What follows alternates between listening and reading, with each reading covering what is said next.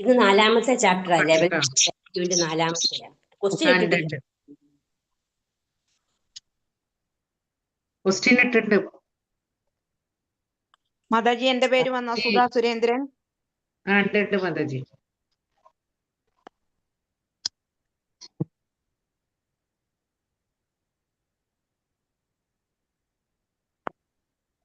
ഇപ്പൊ ഇട്ടല്ലേ.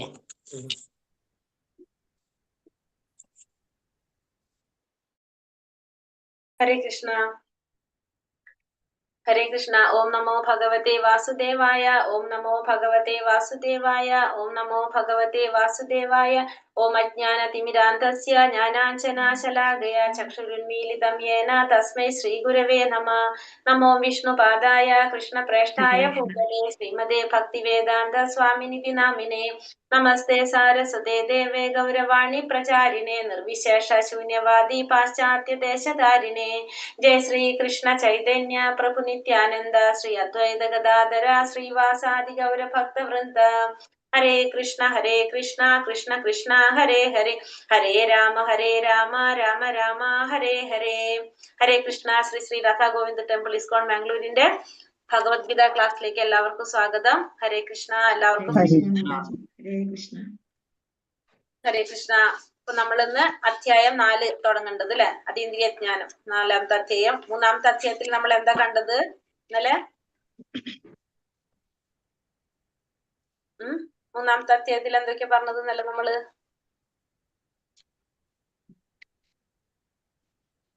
മറന്നു ആരെല്ലാവരും? ഞാനിപ്പൊ നിങ്ങൾ പറയുന്ന വെച്ചിട്ടിരിക്കുന്നു. എന്തൊക്കെയാ നമ്മൾ ഇന്നലെ പറഞ്ഞത് 3ാമത്തെ അധ്യായത്തില്? ലാസ്റ്റ് ഭാഗമാണ് നമ്മൾ ഇന്നലെ എടുത്തിട്ടുണ്ടായിരുന്നു അല്ലെ. ഇന്ദ്രിയങ്ങളെ നിയന്ത്രിക്കണം എന്നുള്ളത് തന്നെയാണ് ഭഗവാൻ ഇവിടെ ഒക്കെ പറഞ്ഞു തരുന്നത്. പിന്നെ എന്താ പറഞ്ഞത്? എങ്ങനെ ചെയ്യണം? കൃഷ്ണാവബോധം വളർത്തിയെടുക്കുക.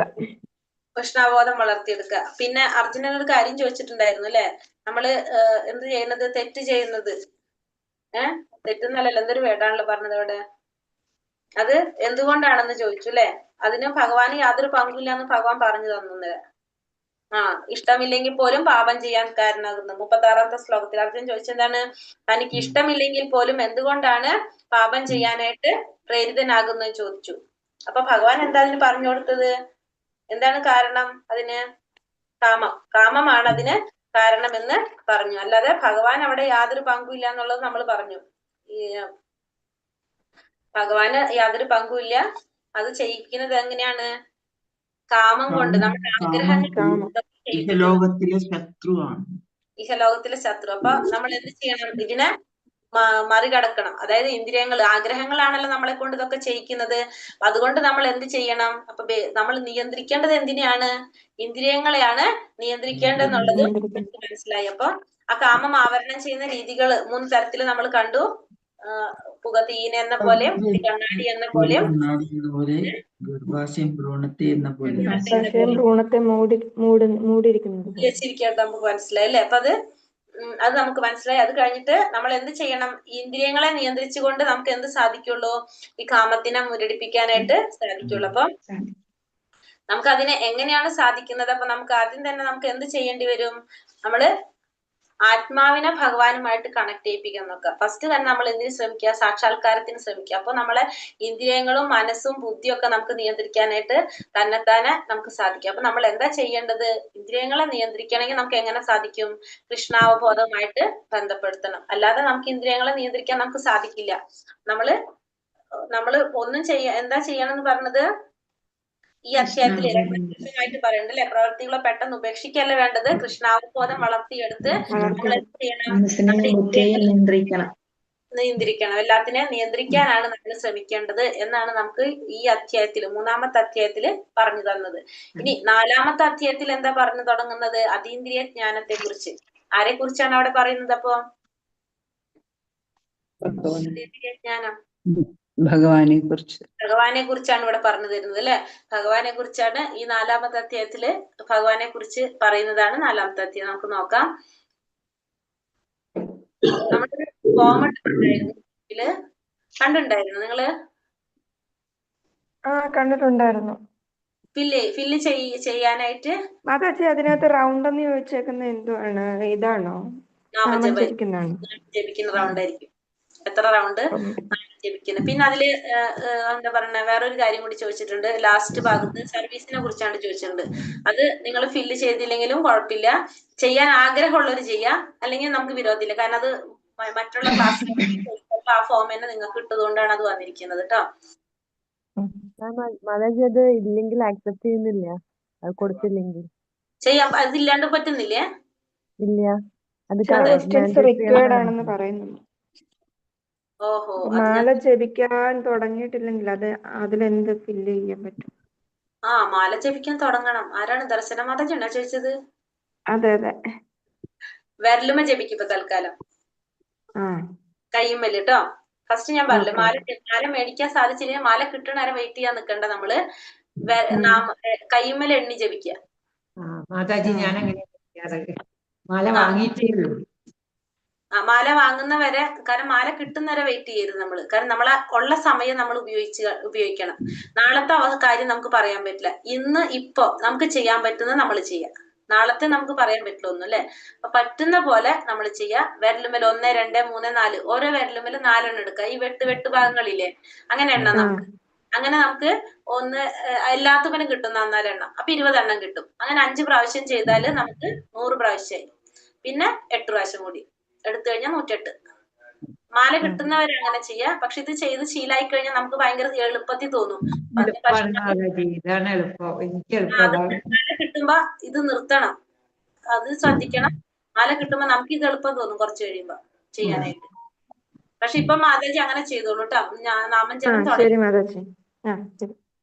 ഹരേ കൃഷ്ണ.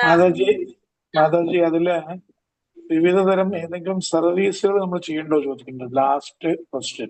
അതാണ് ഞാൻ ഈ പറഞ്ഞത്. അപ്പൊ നമ്മൾ സർവീസ് ഒന്നും ചെയ്യുന്നില്ലല്ലോ. അപ്പൊ അങ്ങനെയാകുമ്പം ആ ഫോം സബ്മിറ്റ് ചെയ്യണോ വേണ്ടേ? സർവീസ് അത് നിങ്ങൾക്ക് ഇട്ടതല്ലായിരുന്നു. അപ്പൊ ഇതിന് മുന്നത്തെ നിങ്ങളെ സീനിയേഴ്സിന് കൊടുത്തപ്പോഴാണ് ആ സർവീസും കൂടി അതിൽ പെടുത്തിയിട്ടുണ്ടായിരുന്നത്. കാരണം അവിടെ ചെയ്യുന്നവരായിരുന്നല്ലോ.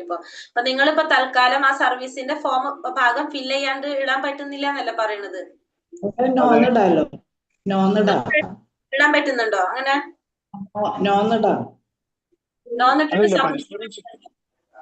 പരിശ്രമിച്ചിട്ടില്ല, ചോദിച്ചു മാത്രം എന്താണ് ചെയ്യേണ്ടത്. ഫോം ഫില്ല് ചെയ്തോളൂ.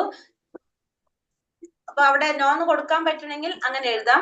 അതല്ല, നിങ്ങൾക്ക് ചെയ്യണം എന്ന് ആഗ്രഹമുള്ളവർക്കാണെങ്കിൽ അത് യെസ് ഇട്ട് കൊടുക്കാം. എന്തായാലും ഇപ്പൊ കൊടുത്താലും ഇപ്പൊ എന്തായാലും ഒന്നും നിങ്ങളോട് പറയില്ല, ഒന്നും ചെയ്യാനൊന്നും. നിങ്ങൾ ലെവൽ 4 എത്തുമ്പോഴാണ് നമ്മൾ എന്തെങ്കിലും സർവീസുകൾ ചെയ്യണം എന്ന് നമ്മൾ പറയുന്നത്. പിന്നെ ഇപ്പൊ നമുക്ക് അങ്ങനത്തെ ഇപ്പൊ ചെയ്യേണ്ട കാര്യങ്ങൾ എന്താണ്? ഇപ്പൊ ഇവിടെ ഹിന്ദു മാതാജി ചെയ്യണ പോലെ ക്ലാസ്സിൽ ഇരുന്നിട്ട് ലിങ്ക് പോസ്റ്റ് ചെയ്യുക, പിന്നെ യൂട്യൂബിന്റെ ലൈവ് പോസ്റ്റ് ചെയ്യുക, ഒന്ന് കോർഡിനേറ്റ് ചെയ്യുക. അതാണ് നമ്മൾ മെയിൻ ആയിട്ട് ചെയ്യുന്ന. കോ ഹോസ്റ്റ് എന്ന് പറഞ്ഞാൽ അതാണല്ലോ. അപ്പൊ അതാണ് നമ്മൾ ചെയ്യേണ്ടി വരുന്നത്. അത് ഇപ്പോഴെന്തായാലും നിങ്ങൾക്ക് കിട്ടില്ല. പിന്നെ കുറച്ച് എത്തുമ്പോ നമ്മുടെ ക്ലാസ്സിൽ ലെവൽ 1ന്റെ ക്ലാസ് തുടങ്ങുമ്പോൾ നമ്മളെ ക്ലാസ് നോക്കാൻ ഒരാൾ വേണ്ടി വരും. അപ്പൊ നമ്മൾ ആരെങ്കിലും ചെയ്യാന്ന് മാത്രം. പറഞ്ഞു തരും, പഠിപ്പിച്ചു തരുമല്ലോ അത് കേട്ടോ. അതൊക്കെ പഠിപ്പിച്ചു തരും മാതാജി. ഹരേ കൃഷ്ണ. ഓം നമോ ഭഗവതേ വാസുദേവായ. ശ്രീ ഭഗവാനുവാച ഇമം വിവസ്വതേ യോഗം പ്രോക്തവാനാഹമവ്യയം വിവസ്വാൻ മനഹേ പ്രാഹ മനോരിക്ഷാകവേ പ്രവീത്. ഭഗവാൻ പറഞ്ഞു, എന്താണ് പറഞ്ഞത്? സനാതനമായ യോഗത്തെ പണ്ട് ഞാൻ സൂര്യദേവനായ വിവസ്വാൻ ഉപദേശിച്ചു.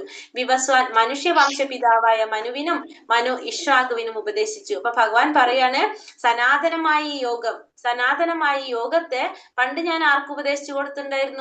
സൂര്യദേവനായ വിവസ്വാൻ ഉപദേശിച്ചു കൊടുത്തു. വിവസ്വാൻ അത് മനുഷ്യവംശ പിതാവായ മനുവിന് ഉപദേശിച്ചു. മനു ഇക്ഷ്വാകുവിനും ഉപദേശിച്ചു കൊടുത്തു. ഇത് ഇപ്പൊ ഭഗവാൻ അർജുനന് ഉപദേശിച്ചു കൊടുത്ത ഈ ശാസ്ത്രം ഇത് ഇപ്പോഴല്ല പറഞ്ഞത്, ഞാൻ ഇതിനു മുന്നും പറഞ്ഞിരുന്നു. ആർക്കാണ്? സൂര്യദേവനായ വിവസ്വാന് പറഞ്ഞു കൊടുത്തു. പിന്നെ മനുഷ്യവംശ പിതാവായ മനുവിന് വിവസ്വാൻ പറഞ്ഞു കൊടുത്തു. പിന്നെ അത് ഇക്ഷ്വാകുവിന് പറഞ്ഞു കൊടുത്തു. അങ്ങനെ ഉപദേശിച്ചിട്ടുണ്ടായിരുന്നു. ഭഗവാൻ തന്റെ ശിഷ്യനായ വിവസ്വാന് ഗീത ഉപദേശിച്ചത് മനു ജനിക്കുന്നതിന് മുമ്പാണെന്ന് കരുതുന്ന പക്ഷം ആ സംഭവം കുറഞ്ഞത് 12 കോടി 4 ലക്ഷം വർഷങ്ങൾക്ക് മുമ്പായിരിക്കണം നടന്നിരിക്കുന്നത്. അങ്ങനെ ഭഗവത്ഗീത മനുഷ്യലോകത്തിൽ 2 ദശലക്ഷം സംവത്സരങ്ങളായി നിലനിന്നു പോരുന്നു. 5000 വർഷങ്ങൾക്ക് മുമ്പ് ഭഗവാൻ അത് വീണ്ടും അർജുനൻ ഉപദേശിച്ചു. അപ്പോ ഇപ്പൊ ഇവിടെ അർജുനൻ 5000 വർഷങ്ങൾക്ക് മുമ്പ് ഭഗവത്ഗീത ഉപദേശിക്കുന്നതിന് മുൻപും എന്തുണ്ടായിരുന്നു? ഈ ഭഗവത്ഗീത നിലനിന്നിരുന്നു. ഉണ്ടായിരുന്നു അന്ന്. പിന്നെ എന്താ സംഭവിച്ചത്? നമ്മളത് പറഞ്ഞത് നഷ്ടപ്പെട്ടു പോയപ്പോഴാണ് ഭഗവാൻ വീണ്ടും അർജുനൻ തെരഞ്ഞെടുക്കുന്നത്. അപ്പൊ ഈ ഗീത വിവസ്വാൻ ഉപദേശിച്ചത് ഏകദേശം പറയണത് എങ്ങനെയാണ്? 12 കോടി 4 വർഷങ്ങൾക്ക് മുമ്പായിരിക്കണം അത് നടന്നിട്ടുണ്ടാകണത്. അപ്പൊ അന്ന് എന്ത് നിലനിന്ന് പോന്നിരുന്നപ്പോ മനുഷ്യൻ നമ്മുടെ ഈ ഭൗതിക ലോകത്തില് ഭഗവത്ഗീത 2 ദശലക്ഷം സംവത്സരങ്ങളായിട്ട് നിലനിന്ന് പോന്നിരുന്നതാണ്.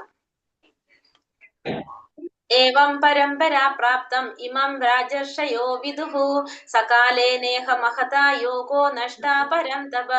അങ്ങനെ ശിഷ്യ പരമ്പരയിലൂടെ പകർന്നു കിട്ടിയ ഈ സർവോത്കൃഷ്ടമായ ശാസ്ത്രം രാജർഷികൾ ശരിയായി മനസ്സിലാക്കിയിരുന്നു. കാലക്രമേണ ഈ പാരമ്പര്യ ശൃംഖല മുറിഞ്ഞു പോവുകയും നഷ്ടപ്രായമാവുകയും ചെയ്തു. അപ്പൊ ഇങ്ങനെ ഈ ശിഷ്യ പരമ്പരയിലൂടെ പകർന്നു കിട്ടിയ സർവോത്കൃഷ്ടമായ ശാസ്ത്രം അത് രാജർഷികള് ശരിയായ രീതിയിൽ മനസ്സിലാക്കിയിട്ടുണ്ടായിരുന്നു. പിന്നെ എന്ത് സംഭവിച്ചു? ആ പാരമ്പര്യ ശൃംഖല മുറിഞ്ഞു പോയി, അത് നഷ്ടപ്പെട്ടു പോയി. അപ്പൊ ശിഷ്യ പരമ്പരയിലൂടെ പകർന്നു കിട്ടിയ ശാസ്ത്രം രാജർഷികള് ശരിയായിട്ട് മനസ്സിലാക്കിയിട്ടുണ്ടായിരുന്നു. പിന്നീട് അതിന് എന്ത് സംഭവിച്ചു? ആ പാരമ്പര്യ ശൃംഖല മുറിഞ്ഞു പോവുകയും അത് നഷ്ടപ്പെട്ടു പോവുകയും ചെയ്തു. രാജർഷികൾ അല്ലെ, രാജർഷികൾ എന്ന് വെച്ചാൽ ആരാണ്? രാജാക്കന്മാരുമായിരിക്കും, പക്ഷെ അവര് ജീവിതം നയിക്കുന്നത് ഋഷിതുല്യ ജീവിതം നയിക്കുന്നവരായിരിക്കും. രാജാവും ഋഷിയുമായിരിക്കുന്നവരാണ് ആര്? രാജർഷികൾ. ഒരേ സമയം തന്നെ രാജാവുമായിരിക്കും, അവരുടെ ജീവിതം എങ്ങനെയായിരിക്കും? ഋഷിമാരുടെ പോലെ ജീവിതമായിരിക്കും അവർ നയിച്ചു കൊണ്ടുപോകുന്നത്. അങ്ങനെയുള്ളവരെ നമ്മള് രാജർഷികൾ എന്ന് പറയും. അപ്പൊ അവര് അത് ശരിയായ രീതിയിൽ മനസ്സിലാക്കിയിട്ടുണ്ടായിരുന്നു. പിന്നീട് അത് എന്ത് സംഭവിച്ചു? നഷ്ടപ്പെട്ടു പോയി. നഷ്ടപ്പെട്ടു പോകുമ്പോ എന്ത് സംഭവിക്കും? നമ്മള് നമ്മുടെ രീതിയിൽ നമ്മൾ പറഞ്ഞു, ഭഗവത്ഗീത എന്ന് പറഞ്ഞ ലൈഫ് മാനുവൽ ആണെന്ന് പറഞ്ഞു. നമുക്ക് ജീവിതത്തിൽ അറിയേണ്ടതായിട്ടുള്ള കുറെ കാര്യങ്ങൾ, നമ്മളെ ജീവിതം എങ്ങനെയാണ് കൊണ്ടുപോകേണ്ടത്, നമ്മൾ എന്തൊക്കെ ചെയ്യണം, എന്തൊക്കെ ചെയ്യാൻ പാടില്ല, സാക്ഷാത്കാരത്തിനുള്ള വഴികൾ, ഇതിനെക്കുറിച്ചൊക്കെ നമുക്ക് എന്തിൽ കിട്ടും? സാരസർവസ്വമാണ് ഭഗവത്ഗീത. നമ്മളെ വേദങ്ങളുടെ സാരസർവസ്വമാണെന്നുള്ളത് നമുക്ക് മനസ്സിലാക്കി. അപ്പൊ അത് നഷ്ടപ്പെടുമ്പോ നമുക്ക് എന്താണ്? നമുക്കൊരു മാനുവൽ ഇല്ലാതായിട്ട് മാറും അല്ലെ, നമുക്കിത് ഗൈഡ് ചെയ്യാനായിട്ട് ഒരു ഗ്രന്ഥം ഇല്ലാതാകും. അപ്പൊ സ്വാഭാവികമായിട്ട് നമ്മൾ ചെയ്യാൻ തുടങ്ങും. അപ്പൊ അത് ഒഴിവാക്കാനായിട്ട് ഭഗവാൻ വീണ്ടും ആർക്ക് പറഞ്ഞു കൊടുത്തു? ഭഗവാൻ അർജുനന് ഭഗവത്ഗീത പറഞ്ഞു കൊടുത്തു. ഭൗതികവാദികളായ ഒട്ടേറെ പണ്ഡിതന്മാർ ഭഗവത്ഗീതയ്ക്ക് വിവിധ വ്യാഖ്യാനങ്ങൾ ചമച്ചിട്ടുണ്ട്. ശ്രീകൃഷ്ണ ഭഗവാന്റെ സർവോത്തമ വ്യക്തിത്വത്തെ അംഗീകരിച്ചു കൊടുക്കുന്നവ അക്കൂട്ടത്തിൽ നന്നേ ചുരുങ്ങും. എങ്കിലും കൃഷ്ണന്റെ വചനങ്ങളിൽ നിന്ന് അവരെല്ലാം മുതലെടുക്കുന്നുണ്ട് താനും. ആസുര സ്വഭാവമാണിത്. അപ്പൊ ഭൗതികവാദികളായിട്ടുള്ള കുറെ പണ്ഡിതന്മാർ എന്ത് ചെയ്തിട്ടുണ്ട്? ഭഗവത്ഗീതയ്ക്ക് വ്യാഖ്യാനങ്ങള് ചമച്ചിട്ടുണ്ട്. ഭഗവാൻ ശ്രീകൃഷ്ണന്റെ സർവോത്തമ വ്യക്തിത്വത്തെ അംഗീകരിച്ചു കൊടുക്കുന്നവ അക്കൂട്ടത്തിൽ നന്നേ ചുരുങ്ങും. അപ്പൊ അതില് പക്ഷെ ഇങ്ങനെ ഭൗതികവാദികള് ഭഗവത്ഗീതയ്ക്ക് വ്യാഖ്യാനങ്ങൾ ചമയ്ക്കുമ്പോ എന്താ പ്രശ്നം വരുന്നത്? അവിടെ ഭഗവാന്റെ ആ സർവോത്തമ വ്യക്തിത്വത്തെ അംഗീകരിച്ചു കൊടുക്കുന്നത് അതില് വളരെ കുറവായിരിക്കും. മാത്രമല്ല കൃഷ്ണന്റെ വചനങ്ങളിൽ നിന്ന് അവരെല്ലാം മുതലെടുക്കുന്നുണ്ട് തന്നെ. നമുക്ക് ഭഗവാൻ പറഞ്ഞ കാര്യങ്ങൾ വളച്ചൊടിച്ച് വേറെ രീതിയിൽ നമുക്ക് അത് അവതരിപ്പിക്കാനായിട്ട് സാധിക്കും. അങ്ങനെയും എന്ത് ചെയ്യുന്നുണ്ടാവും? ഈ ഭഗവത്ഗീതയ്ക്ക് വ്യാഖ്യാനങ്ങള് വരുമ്പോ ചെയ്യുന്നുണ്ടാവും ഭൗതികമായിട്ടുള്ള ഭൗതികവാദികൾ ചെയ്യുന്നുണ്ടാവും. അത് എന്ത് സ്വഭാവമാണത്? ആസുരിക സ്വഭാവത്തിലുള്ള ലക്ഷണമാണ് അതൊക്കെ. സ ഏവായം മയേതേത്യ യോഗ പ്രോക്ത പുരാതനഃ ഭക്തോസി മേ സഖാ ചേതി രഹസ്യം ഹേതദുത്തമം. നീ എന്റെ ഭക്തനും മിത്രവും ആയതുകൊണ്ടാണ് പരമപുരുഷനുമായി ബന്ധപ്പെടുത്തുന്ന ഈ പുരാതന ശാസ്ത്രം ഞാൻ വിവരിച്ചു തരുന്നത്. അതുകൊണ്ട് അതീന്ദ്രിയമായി ഗുപ്തജ്ഞാനം ഗ്രഹിക്കാൻ നിനക്ക് കഴിവുണ്ട്. അപ്പൊ ഞാൻ നിനക്ക് എന്തുകൊണ്ടാണ് ഇപ്പൊ ഭഗവത്ഗീത ഉപദേശിച്ചു തന്നത്? നീ എന്റെ ഭക്തനുമാണ്, മിത്രവുമാണ്. അതുകൊണ്ടാണ് ഭഗവാനുമായി ബന്ധപ്പെടുത്തുന്ന ഈ പുരാതന ശാസ്ത്രം ഞാൻ നിനക്ക് വിവരിച്ചു തരുന്നത്. അതുകൊണ്ട് നിനക്ക് എന്ത് സാധിക്കും? ഈ അതീന്ദ്രിയമായ ഗുപ്തജ്ഞാനം ഗ്രഹിക്കാനുള്ള കഴിവ് നിനക്കുണ്ട്. അതുകൊണ്ടാണ് ഞാൻ നിനക്കിത് പറഞ്ഞു തരുന്നത്. ഭക്തനുമാണ്, മിത്രവുമാണ്. അപ്പൊ ഈ വൈജ്ഞാനിക ഗ്രന്ഥത്തിന്, അതായത് ഭഗവത്ഗീതയ്ക്ക് അസംഖ്യം പതിപ്പുകൾ വേറെയും ഉണ്ട്. അപ്പൊ കുറെ പതിപ്പുകൾ, ഏറ്റവും കൂടുതൽ വ്യാഖ്യാനങ്ങൾ വന്നിരിക്കുന്ന എന്തിനാണ്? ഭഗവത്ഗീതയ്ക്കാണ്. ചിലത് ഭക്തന്മാരെ രചിച്ച വ്യാഖ്യാനങ്ങൾ ഉൾക്കൊള്ളും. ചിലത് എങ്ങനെയാണ്? ഭക്തന്മാരായിരിക്കും അതിന്റെ വ്യാഖ്യാനങ്ങൾ ചെയ്തിരിക്കുന്നത്. മറ്റു ചിലത് എങ്ങനെയായിരിക്കും? അസുര നിർമ്മിതങ്ങളായിരിക്കും. അപ്പൊ ഭക്തന്മാരുടെ വ്യാഖ്യാനം സത്യത്തെ കുറിച്ച് പറയുന്നതായിരിക്കും, പരമസത്യത്തെ കുറിച്ച് പറയുന്നതായിരിക്കും ഭക്തന്മാരുടെ വ്യാഖ്യാനം. അസുരന്മാരുടേതാണെങ്കിലോ അത് നിഷ്പ്രയോജനങ്ങളായിരിക്കും. അതുകൊണ്ട് യാതൊരു പ്രയോജനങ്ങളില്ല. കാരണം നമുക്ക് പ്രയോജനം എന്ന് പറയുന്നത് എന്താണ്? ഇത്തരത്തിലുള്ള ഗ്രന്ഥങ്ങൾ എല്ലാം നമുക്ക് എന്തിനു വേണ്ടിയിട്ടുള്ളതാണ്? ഭഗവാനെ കുറിച്ച് മനസ്സിലാക്കി നമുക്ക് സാക്ഷാത്കാരം നേടാൻ വേണ്ടിയിട്ടുള്ളതാണ്. ആ പരമസത്യത്തെ അറിയാൻ വേണ്ടിയിട്ടുള്ളതാണ് ഇത്തരത്തിലുള്ള എല്ലാ ഗ്രന്ഥങ്ങളും നമുക്ക് വേണ്ടത്. പക്ഷെ അസുരിക സ്വഭാവത്തിലുള്ളവരുടെ ആ വ്യാഖ്യാനങ്ങൾ നമുക്ക് എന്തായിരിക്കില്ല, ആ സത്യത്തെ വെളിപ്പെടുത്തുന്നതായിരിക്കില്ല. അത് കാക്കകളുടെ തീർത്ഥാടന കേന്ദ്രം പോലെ ആയിരിക്കും എന്നാ പറയാ അത്തരത്തിലുള്ള ഗ്രന്ഥങ്ങൾ. അതായത് ഭഗവാനെ കുറിച്ച് പറയാത്ത, ഭഗവാനെ ആ പരമസത്യത്തെ കുറിച്ച് മനസ്സിലാക്കി തരാത്ത ഗ്രന്ഥങ്ങളെല്ലാം എങ്ങനെയായിരിക്കും, കാക്കകളുടെ തീർത്ഥാടന കേന്ദ്രം പോലെയാണെന്നാണ് നമ്മുടെ ഭാഗവതത്തില് പറയുന്നത്. അപ്പൊ അതുകൊണ്ട് നമുക്ക് എന്ത് മനസ്സിലാക്കാൻ സാധിക്കില്ല, പരമസത്യത്തിലേക്കുള്ള വഴി അറിയാനായിട്ട് സാധിക്കില്ല. അർജുന ഉവാച അപരം ഭവതോ ജന്മ പരം ജന്മ വിവസ്വതഃ കഥമേതത് വിജാനീയാം ത്വമാദോ പ്രോക്തവാനിതി. അർജുനൻ പറഞ്ഞു, വിവസ്വാൻ എന്ന സൂര്യദേവൻ അങ്ങയേക്കാൾ വളരെ മുമ്പ് ജനിച്ചെന്നിരിക്കെ അങ്ങ് അദ്ദേഹത്തിന് ഉപദേശം നൽകിയെന്ന് പറയുന്നത് ഞാൻ എങ്ങനെ മനസ്സിലാക്കും? അർജുനൻ പറയാണ് ഭഗവാന്റെ അടുത്ത്, വിവസ്വാൻ എന്ന സൂര്യദേവൻ അങ്ങയേക്കാൾ വളരെ മുമ്പ് ജനിച്ചെന്നിരിക്കെ, അങ്ങയേക്കാൾ വളരെ മുമ്പാണ് ആര് ജനിച്ചത്? സൂര്യദേവനായിട്ടുള്ള വിവസ്വാൻ ജനിച്ചത്. അപ്പൊ അങ്ങ് എങ്ങനെയാണ് അദ്ദേഹത്തിന് ഉപദേശം നൽകിയത്? അതെനിക്ക് എങ്ങനെയാ മനസ്സിലാക്കാൻ സാധിക്കുന്നില്ല എന്നിവിടെ ആര് പറയാണ്? അർജുനൻ ഭഗവാനോട് പറയാണ്.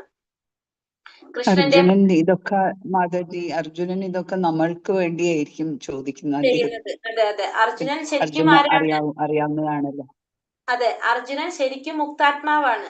ഭഗവാന്റെ നിത്യലീലയില് ഭഗവാന്റെ അഷ്ടസഖിമാരുണ്ട്. ഭഗവാന്റെ രാധാറാണിന്റെ അഷ്ടസഖിമാരില് ഒരു സഖിയാണ് ആര്? അർജുനൻ. വിശാഖ സഖിയാണ് അർജുനൻ. അർജുനൻ അതായത് ഭഗവാൻ ഇവിടെ ഭൂമിയിൽ അവതരിക്കുമ്പോ എങ്ങനെയാണ്? ഭഗവാൻ ഒറ്റയ്ക്കല്ല വരാ, ഭഗവാന്റെ കൂടെ ആരൊക്കെ ഉണ്ടോ ആ ലീലകളിൽ അവരും എല്ലാവരും എന്ത് ചെയ്യും? ഇവിടേക്ക് വരും. അപ്പൊ അർജുനൻ ആ സമയത്ത് ഭഗവാന്റെ വിശാഖ സഖി അർജുനനായിട്ടാണ് ഇവിടെ അവതരിച്ചത്. ജന്മം എടുത്തത് ആരായിട്ടാണ്? വിശാഖ സഖിയായിട്ടാണ്. പക്ഷെ എന്താ ചെയ്യുന്നത്? ഭഗവാൻ ഋഷികേശനായതുകൊണ്ട് ഇവിടെ അർജുനനെ എന്താ പറയാ, ഇന്ദ്രിയങ്ങളെ ഭഗവാന്റെ നിയന്ത്രണത്തിലാണ്. അർജുനൻ ഇവിടെ ഒരു പ്രത്യാത്മാവായിട്ടാണ് കാണിക്കുന്നത്. അപ്പോൾ നമുക്ക് വേണ്ടിയിട്ട് ഒന്നും അറിയാത്തത് പോലെ തന്നെയാണ് അർജുനൻ ഇവിടെ എല്ലാ കാര്യങ്ങളും ചോദിച്ചുകൊണ്ടിരിക്കുന്നത്. നമ്മളെ പോലുള്ളവർക്ക് ആ ഭഗവത്ഗീത പറയണമായിരുന്നു. ഭഗവത്ഗീത ഭഗവാൻ പറയണമെങ്കിൽ എന്ത് വേണം? കുറെ കാര്യങ്ങൾ അർജുനൻ അറിയണമെങ്കിൽ നമുക്കത് അർജുനന് ഭഗവാനൊന്നും പറഞ്ഞു കൊടുക്കേണ്ടി വരില്ല. പക്ഷെ അതിനു വേണ്ടിയിട്ട് അർജുനൻ ഇവിടെ എങ്ങനെയാണ്? പ്രത്യാത്മാവായിട്ടാണ് ഇരിക്കുന്നത്. അപ്പൊ കൃഷ്ണന്റെ പരമാധികാരം ഏവരും അംഗീകരിക്കുന്നതാകിയാൽ അദ്ദേഹം തന്നെ അത് സ്വയം വെളിവാക്കണമെന്നായിരുന്നു അർജുനന്റെ ഉദ്ദേശം. തങ്ങൾക്കും അനുയായികൾക്കും മാത്രം ഗ്രഹിക്കാവുന്ന വിധത്തിൽ കൃഷ്ണനെ വികലമാക്കി കാട്ടാനുള്ള അസുരന്മാരുടെ ശ്രമം ഫലിച്ചുകൂടാ. അപ്പൊ ഭഗവാനോട് അർജുനൻ എന്തിനാണ് ഇതൊക്കെ ചോദിക്കുന്നത്? കാരണം ഭഗവാന്റെ ആ സർവാതിശയത്വം, ഭഗവാൻ ആരാണ്, ആ പരമാധികാരം എല്ലാവരെയും മനസ്സിലാക്കി കൊടുക്കണം. അത് ആരെ കൊണ്ട് തന്നെ പറയിപ്പിക്കണം? ഭഗവാനെ കൊണ്ട് തന്നെ പറയിപ്പിക്കണം. അതിനു വേണ്ടിയിട്ടാണ് അർജുനൻ അങ്ങനെ ഒരു ചോദ്യം ചോദിക്കുന്നത്.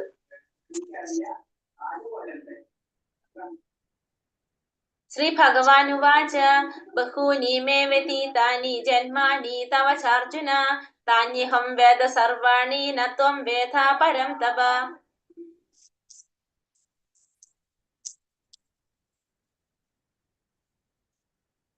ശ്രീ ഭഗവാൻ പറഞ്ഞു, ശത്രുക്കളെ കീഴടക്കുന്നവനെ, എനിക്കും നിനക്കും എണ്ണമറ്റ ജന്മങ്ങൾ കഴിഞ്ഞു പോയിരിക്കുന്നു. എനിക്കതെല്ലാം ഓർമ്മിക്കാൻ കഴിയും, നിനക്കത് സാധ്യമല്ല. അപ്പൊ ഭഗവാൻ എന്താ അതിന് ഉത്തരം കൊടുക്കുന്നത്? ശത്രുക്കളെ കീഴടക്കുന്നവനെ, എനിക്കും നിനക്കും എണ്ണമറ്റ ജന്മങ്ങൾ കഴിഞ്ഞു പോയിരിക്കുന്നു. അപ്പൊ നമുക്ക് രണ്ടുപേർക്കും എന്താണ്? കുറെ ജന്മങ്ങൾ കഴിഞ്ഞു പോയി. പക്ഷേ നിനക്കതൊന്നും ഓർക്കാൻ സാധിക്കുന്നില്ല, എനിക്കതെല്ലാം ഓർമ്മിക്കാൻ സാധിക്കും. അപ്പൊ ഭഗവാൻ പറയാണ്, നിനക്കതൊന്നും ഓർക്കാൻ സാധിക്കില്ല, എനിക്കതെല്ലാം ഓർക്കാൻ സാധിക്കും. കാരണം ഭഗവാൻ എങ്ങനെയാണ്? ഭഗവാൻ അതീന്ദ്രിയനാണ്. ഭഗവാന്റെ ശരീരവും ആത്മാവും തമ്മില് യാതൊരു വ്യത്യാസവുമില്ല. അപ്പൊ അതുകൊണ്ട് ഭഗവാന് ശരീരം മാറുന്നില്ല. അതുകൊണ്ട് എന്താണ്? ഭഗവാൻ എല്ലാ കാര്യങ്ങളും അറിയാൻ സാധിക്കും. പക്ഷെ ജീവാത്മാക്കൾ എങ്ങനെയാണ്? ജീവാത്മാവിന്റെ ശരീരം ഒരു ശരീരത്തിൽ നിന്ന് അടുത്തൊരു ശരീരത്തിലേക്ക് പോകുന്നത് കൊണ്ട്, നമ്മൾ ആ ശരീരത്തിന് മാറ്റം വരുന്നതുകൊണ്ട്, ശരീരം മാറുന്നതോടുകൂടി ആ ജീവാത്മാവിന് കഴിഞ്ഞ ജന്മത്തിൽ, ആ പൂർവ്വജന്മത്തിലെ ആ ശരീരത്തിൽ ഇരിക്കുന്ന ഓർമ്മകളെല്ലാം നഷ്ടപ്പെട്ടു പോകും. അതുകൊണ്ട് നിനക്കൊന്നും ഓർക്കാൻ സാധിക്കില്ല. അന്നും നീ ഉണ്ടായിരുന്നു, ഞാനും ഉണ്ടായിരുന്നു. പക്ഷെ നമുക്ക് എന്ത് സാധിക്കുന്നില്ല? നിനക്കത് ഓർമ്മിക്കാനായിട്ട് സാധിക്കുന്നില്ല. ഭക്തനാണെങ്കിലും ചിലപ്പോൾ അർജുനൻ കൃഷ്ണന്റെ യഥാർത്ഥ സ്വഭാവം വിസ്മരിച്ചു പോകുന്നു. അപ്പൊ അർജുനൻ ഭഗവാന്റെ ഭക്തനാണ്. പക്ഷെ ഇവിടെ എന്താ സംഭവിക്കുന്നത്? ഭഗവാന്റെ യഥാർത്ഥ സ്വഭാവം അർജുനൻ വിസ്മരിച്ചു പോകുകയാണ്. അത് ഭഗവാന്റെ ലീലയാണ്. ഭഗവാൻ എന്താണ്? ഭഗവാൻ ഋഷികേശനായിട്ട് അർജുനന്റെ ഇന്ദ്രിയങ്ങളെ നിയന്ത്രിക്കുകയാണ് ചെയ്യുന്നത്. പക്ഷെ ഒരു ഭക്തന് ദൈവാനുഗ്രഹത്താൽ ഭഗവാന്റെ അച്യുത ഭാവം ക്ഷണേന ഗ്രാഹ്യമാകും. അഭക്തനോ അസുരനോ അത് അതീന്ദ്രിയ ഭാവം മനസ്സിലാക്കാൻ സാധിക്കും. ഒരു ഭക്തന്മാർക്ക് പക്ഷെ എപ്പോഴും എന്താണ് ഭഗവാന്റെ ആ സ്വഭാവം അത് മനസ്സിലാക്കാനായിട്ട് സാധിക്കും. അഭക്തന്മാർക്കോ ആസുരിക സ്വഭാവത്തിലുള്ളവർക്കോ അത് സാധിക്കില്ല.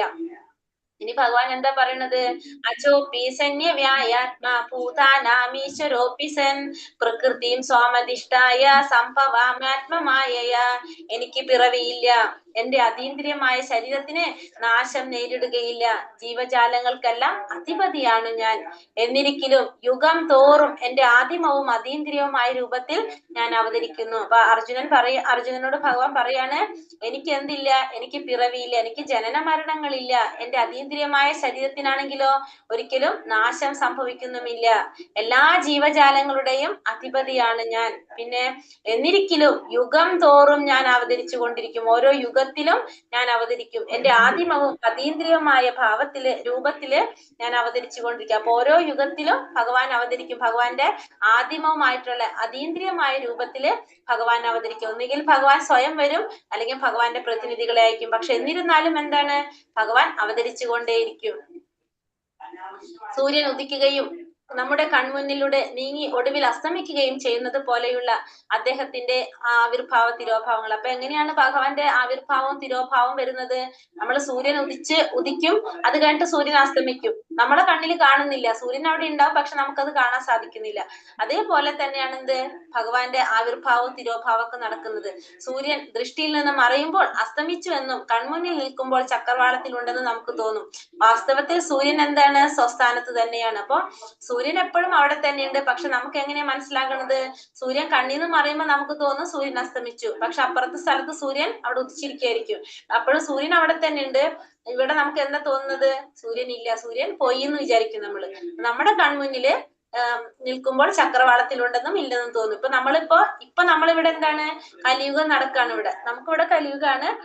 പക്ഷെ ഇപ്പൊ വേറെ ഏതെങ്കിലും ഗ്രഹത്തിൽ എന്തായിരിക്കും നടക്കുന്നുണ്ടാവുക? ചിലപ്പോ സത്യയുഗമായിരിക്കും നടക്കുന്നുണ്ടാവുക, ഭഗവാന്റെ ലീലകൾ അവിടെ നടക്കായിരിക്കും. ചിലപ്പോ ദ്വാപര യുഗമായിരിക്കും നടക്കുന്നുണ്ടാവുക. അങ്ങനെ ഓരോ ഗ്രഹത്തിലും എന്ത് ചെയ്തുകൊണ്ടിരിക്കുന്നുണ്ടാവും? ഭഗവാന്റെ ലീലകൾ ഇങ്ങനെ നടന്നുകൊണ്ടേ ഇരിക്കുന്നുണ്ടാവും. അപ്പൊ നമുക്ക് നമ്മളെ ഇതിലെന്താണ്? ഭഗവാൻ ഇപ്പൊ ഇവിടെ കാണുന്നില്ല, അപ്പൊ ഭഗവാൻ ഇല്ല എന്നുള്ളത് അർത്ഥം. അത് നമ്മുടെ ഇന്ദ്രിയങ്ങളുടെ പോരായ്മയാണ്. നമുക്കിത് മനസ്സിലാക്കാനായിട്ട് സാധിക്കാത്തത് നമ്മുടെ പോരായ്മ. ഭഗവാൻ എപ്പോഴും എങ്ങനെയാണ് നിലനിൽക്കുന്നത് തന്നെയാണ്. പ്രകാരമാണോ സൂര്യനെ നമ്മളെ കണ്ണിന്റെ ദൃഷ്ടിയിൽ നിന്ന് മറഞ്ഞു നിൽക്കുമ്പോ നമുക്ക് ഇല്ല എന്ന് തോന്നുന്നത്, അതേപോലെ യഥാ യഥാ ഹി ധർമ്മസ്യ ഗ്ലാനിർഭവതി ഭാരത അഭ്യുത്ഥാനമധർമ്മസ്യ തഥാത്മാനം സജാമ്യഹം. എപ്പോൾ ഇവിടെ ധർമാചരണത്തിന് ക്ഷയം നേരിടുന്നുവോ, എപ്പോൾ അധർമ്മം തഴച്ചു വളരുന്നുവോ, അപ്പോഴെല്ലാം ഞാൻ അവതരിക്കുന്നു. അപ്പൊ എപ്പോഴാണോ ധർമ്മത്തിന്റെ ആചരണത്തിന് ക്ഷയം നേരിടുന്നത്, അല്ലെങ്കിൽ അധർമ്മം തഴച്ചു വളരുന്നത്, അപ്പോഴെല്ലാം ഞാൻ എന്താണ്? അവതരിച്ചു കൊണ്ടേയിരിക്കുമെന്ന് ഭഗവാൻ പറയാണ്. എപ്പോഴാണോ ധർമ്മത്തിന്റെ ആചരണത്തിന് ക്ഷയം നേരിടുക, അധർമ്മം തഴച്ചു വളരുക, അപ്പോഴെല്ലാം ഭഗവാൻ അവതരിച്ചു കൊണ്ടേയിരിക്കും. സജാമി എന്ന പദം ഭഗവാന്റെ സ്വരൂപത്തിലുള്ള ആവിർഭാവത്തെയാണ് ഇവിടെ സൂചിപ്പിക്കുന്നത്. ധർമ്മശാസ്ത്രങ്ങളിൽ പ്രതിപാദിക്കപ്പെടാത്തതൊന്നും അവതാരമായി കരുതാൻ വയ്യ. അപ്പൊ ധർമ്മശാസ്ത്രങ്ങളിൽ ഭഗവാന്റെ അവതാരത്തെ കുറിച്ച് എന്ത് പറഞ്ഞിട്ടുണ്ടാവും?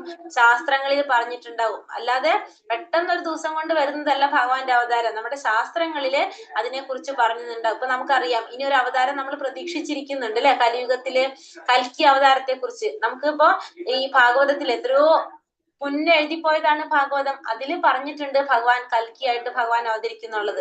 അപ്പൊ നമുക്ക് മനസ്സിലാക്കാൻ സാധിക്കുന്ന ഇതൊക്കെ ശാസ്ത്രങ്ങളിൽ പറഞ്ഞിരിക്കുന്ന കാര്യങ്ങളാണ്. അല്ലാതെ പറയുന്നതൊന്നും എന്തല്ല? അവതാരങ്ങളല്ല. സിജാമി എന്ന പദം ഭഗവാന്റെ സ്വരൂപത്തിലുള്ള ആവിർഭാവത്തെയാണ് സൂചിപ്പിക്കുന്നത്. നമ്മുടെ ഭാഗവതത്തിന്റെ ക്ലാസ് കേട്ടിരുന്നോ നിങ്ങള്? അവതാരത്തെ കുറിച്ച് കേട്ടിരുന്നോ? ഹരേ കൃഷ്ണ. മൂന്നാമത്തെ അധ്യായത്തിലാണെന്നാണ് എന്റെ ഓർമ്മ, ഭഗവാന്റെ അവതാരങ്ങൾ. ഞങ്ങളൊക്കെ ലേറ്റ് ആയിട്ട് ചേർന്നതല്ലേ? 9-ലല്ലേ ചേർന്നത്? അല്ല, ഞാൻ അതിന്റെ ലിസ്റ്റ് അയച്ചു തന്നിട്ടില്ലേ? ലിസ്റ്റ് കണ്ടില്ല ആരും? കണ്ട് തുടങ്ങുന്നേ ഉള്ളൂ. തുടങ്ങിക്കോളൂ, കണ്ടോളൂ ട്ടാ. ഹരേ കൃഷ്ണ. അതില് മൂന്നാമത്തെ അധ്യായം ഭഗവാന്റെ അവതാരത്തെ കുറിച്ച് 22 അവതാരം അതിൽ തന്നെ പറയുന്നുണ്ട്. ഭാഗവതത്തിൽ തന്നെ 22 അവതാരങ്ങൾ. നമുക്ക് 10 അവതാരങ്ങളല്ലേ നമുക്കറിയുള്ളൂ. അല്ലാതെ 22 അവതാരങ്ങൾ അതിൽ പറയുന്നുണ്ട്. തിരമാല പോലെയാണ് ഭഗവാന്റെ അവതാരങ്ങൾ. അപ്പൊ അതിന് നമുക്ക് പറയാനായിട്ട് പറ്റില്ല. പക്ഷെ എന്നാലും 22 എണ്ണം ആണെന്നാണ് എന്റെ ഒരു ഓർമ്മ അതില് പറയുന്നുണ്ട്. അപ്പൊ അത് കേട്ടോളാം. 3-ാമത്തെ അധ്യായാണെന്നാണ് ഓർമ്മ. പക്ഷെ ആ മാതാജി പ്ലേലിസ്റ്റ് അപ്പം കലിയുഗത്തിൽ ഇങ്ങനെ അവതരിക്കുമെന്ന് പറയുന്നുണ്ടല്ലോ, അപ്പൊ അതെങ്ങനെ മനസ്സിലാക്കി എടുക്കും ഭഗവാന്റെ അവതാരം വന്നെന്നുള്ളത്? അത് ശരിക്കും ഇപ്പൊ നമ്മള് കലിയുഗത്തില് ഭഗവാൻ അവതരിക്കുന്നു പറയുമ്പോ ഭഗവാൻ അവതരിക്കുന്നത് അങ്ങനെ തന്നെ ആയിരിക്കും മാതാജി. ആ സമയത്തുള്ളവർക്ക് മനസ്സിലാക്കാൻ നമുക്ക് മനസ്സിലാക്കാൻ സാധിക്കില്ല. അപ്പോഴും കലിയുഗത്തില് നമുക്ക് മനസ്സിലാക്കാൻ സാധിക്കണമെങ്കിൽ നമുക്ക് അതിനുള്ള ക്വാളിറ്റി ഉണ്ടാവണം. ഇപ്പൊ കുരുക്ഷേത്ര യുദ്ധഭൂമിയിലും എല്ലാവർക്കും ഭഗവാൻ അറിയാൻ സാധിക്കുന്നില്ലല്ലോ അത് ഭഗവാനാണെന്ന്. നമുക്ക് സാധാരണ ഒരു മനുഷ്യനായിട്ട് തോന്നുന്നുണ്ടാവുള്ളൂ. അപ്പൊ അങ്ങനെ പറ്റുന്നവർക്ക് അത് സാധിക്കുമോ മനസ്സിലാക്കി എടുക്കാൻ? അങ്ങനെയുള്ളവർക്ക് സാധിക്കും. അതായത് ആ യോഗ്യത നേടിയവർക്ക് സാധിക്കും. ഭഗവാന്റെ ശുദ്ധ ഭക്തന്മാർക്ക് ഇപ്പൊ പാണ്ഡവർക്ക് അറിയായിരുന്നു ഭഗവാനാണെന്നുള്ളത്. പക്ഷെ എല്ലാവർക്കും അറിയില്ലല്ലോ ഭഗവാനാണെന്നുള്ളത്. അവർക്കൊരു സാധാരണ മനുഷ്യൻ അങ്ങനെയല്ല അവർക്ക് തോന്നുന്നത്. അങ്ങനെ അല്ലാത്തവർക്ക് അറിയില്ല. അത് നമ്മളിൽ എന്ത് മാറ്റിയെടുക്കണം, നമ്മളെ ആ ഒരു രീതിയിൽ നമ്മളെ ഒരു അവസ്ഥയിലേക്ക് വരണം. നമ്മൾ അങ്ങോട്ട് ഉയരണം.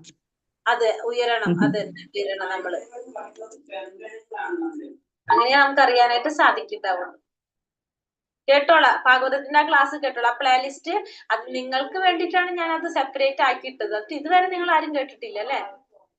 9-ാമത്തെ ദിവസം തുടങ്ങിയിട്ടുണ്ടാവും നിങ്ങളിൽ 8-ാമത്തെ അധ്യായം വരെ 4 മണിക്കൂറിന്റെ ഒരു ക്ലാസ് ആയിരിക്കും മിക്കവാറും വരുന്നുണ്ടാവുക. എല്ലാം കൂടിയിട്ട് അരമണിക്കൂർ ജസ്റ്റ് ഒന്ന് കേട്ടു നോക്കണം. നമുക്ക് അതിനോട് ഉത്സാഹം ഉണ്ടാവണം എല്ലാവർക്കും കേട്ടോ. ഭാഗവതം കേൾക്കാനായിട്ട് നമുക്ക് ഇഷ്ടം ഉണ്ടാവണം എപ്പോഴും. മാതാജി 2 കേട്ടു. മാതാജി പറഞ്ഞോളൂ. ഞാനും 9-ാം അധ്യായം തൊട്ടേ കേട്ടുള്ളൂ കേട്ടോ. അല്ല, കേട്ടത് അത്രയും ഒരു ഭാഗ്യം കിട്ടിയത്. ആദ്യത്തൊന്നും കേട്ടേ ഇല്ല. അത് കേൾക്കണം നിങ്ങൾ. പ്ലേലിസ്റ്റ് കിട്ടിയവരൊക്കെ കേൾക്കാൻ നോക്കണം കേട്ടോ. കേട്ടില്ല മാതാജി, കണ്ടില്ല. പ്ലേലിസ്റ്റ് ഒന്നും കൂടി ഇടാമോ? ഞാനും കണ്ടില്ല പ്ലേലിസ്റ്റ്. ഒന്നുകൂടെ ഇടുമോ മാതാജി? ശരി. ഇട്ടാ പോരാ, കേൾക്കണം. ഉറപ്പായിട്ടും കേൾക്കാം. കേൾക്കാം മാതാജി. കേൾക്കണം. കാരണം ഭഗവാനെ കുറിച്ച്, കാരണം നമുക്ക് ഭാഗവതം കിട്ടുന്നത് തന്നെ വളരെ ഭാഗ്യാണ്. ഒന്നാമത് കിട്ടിയതിനെ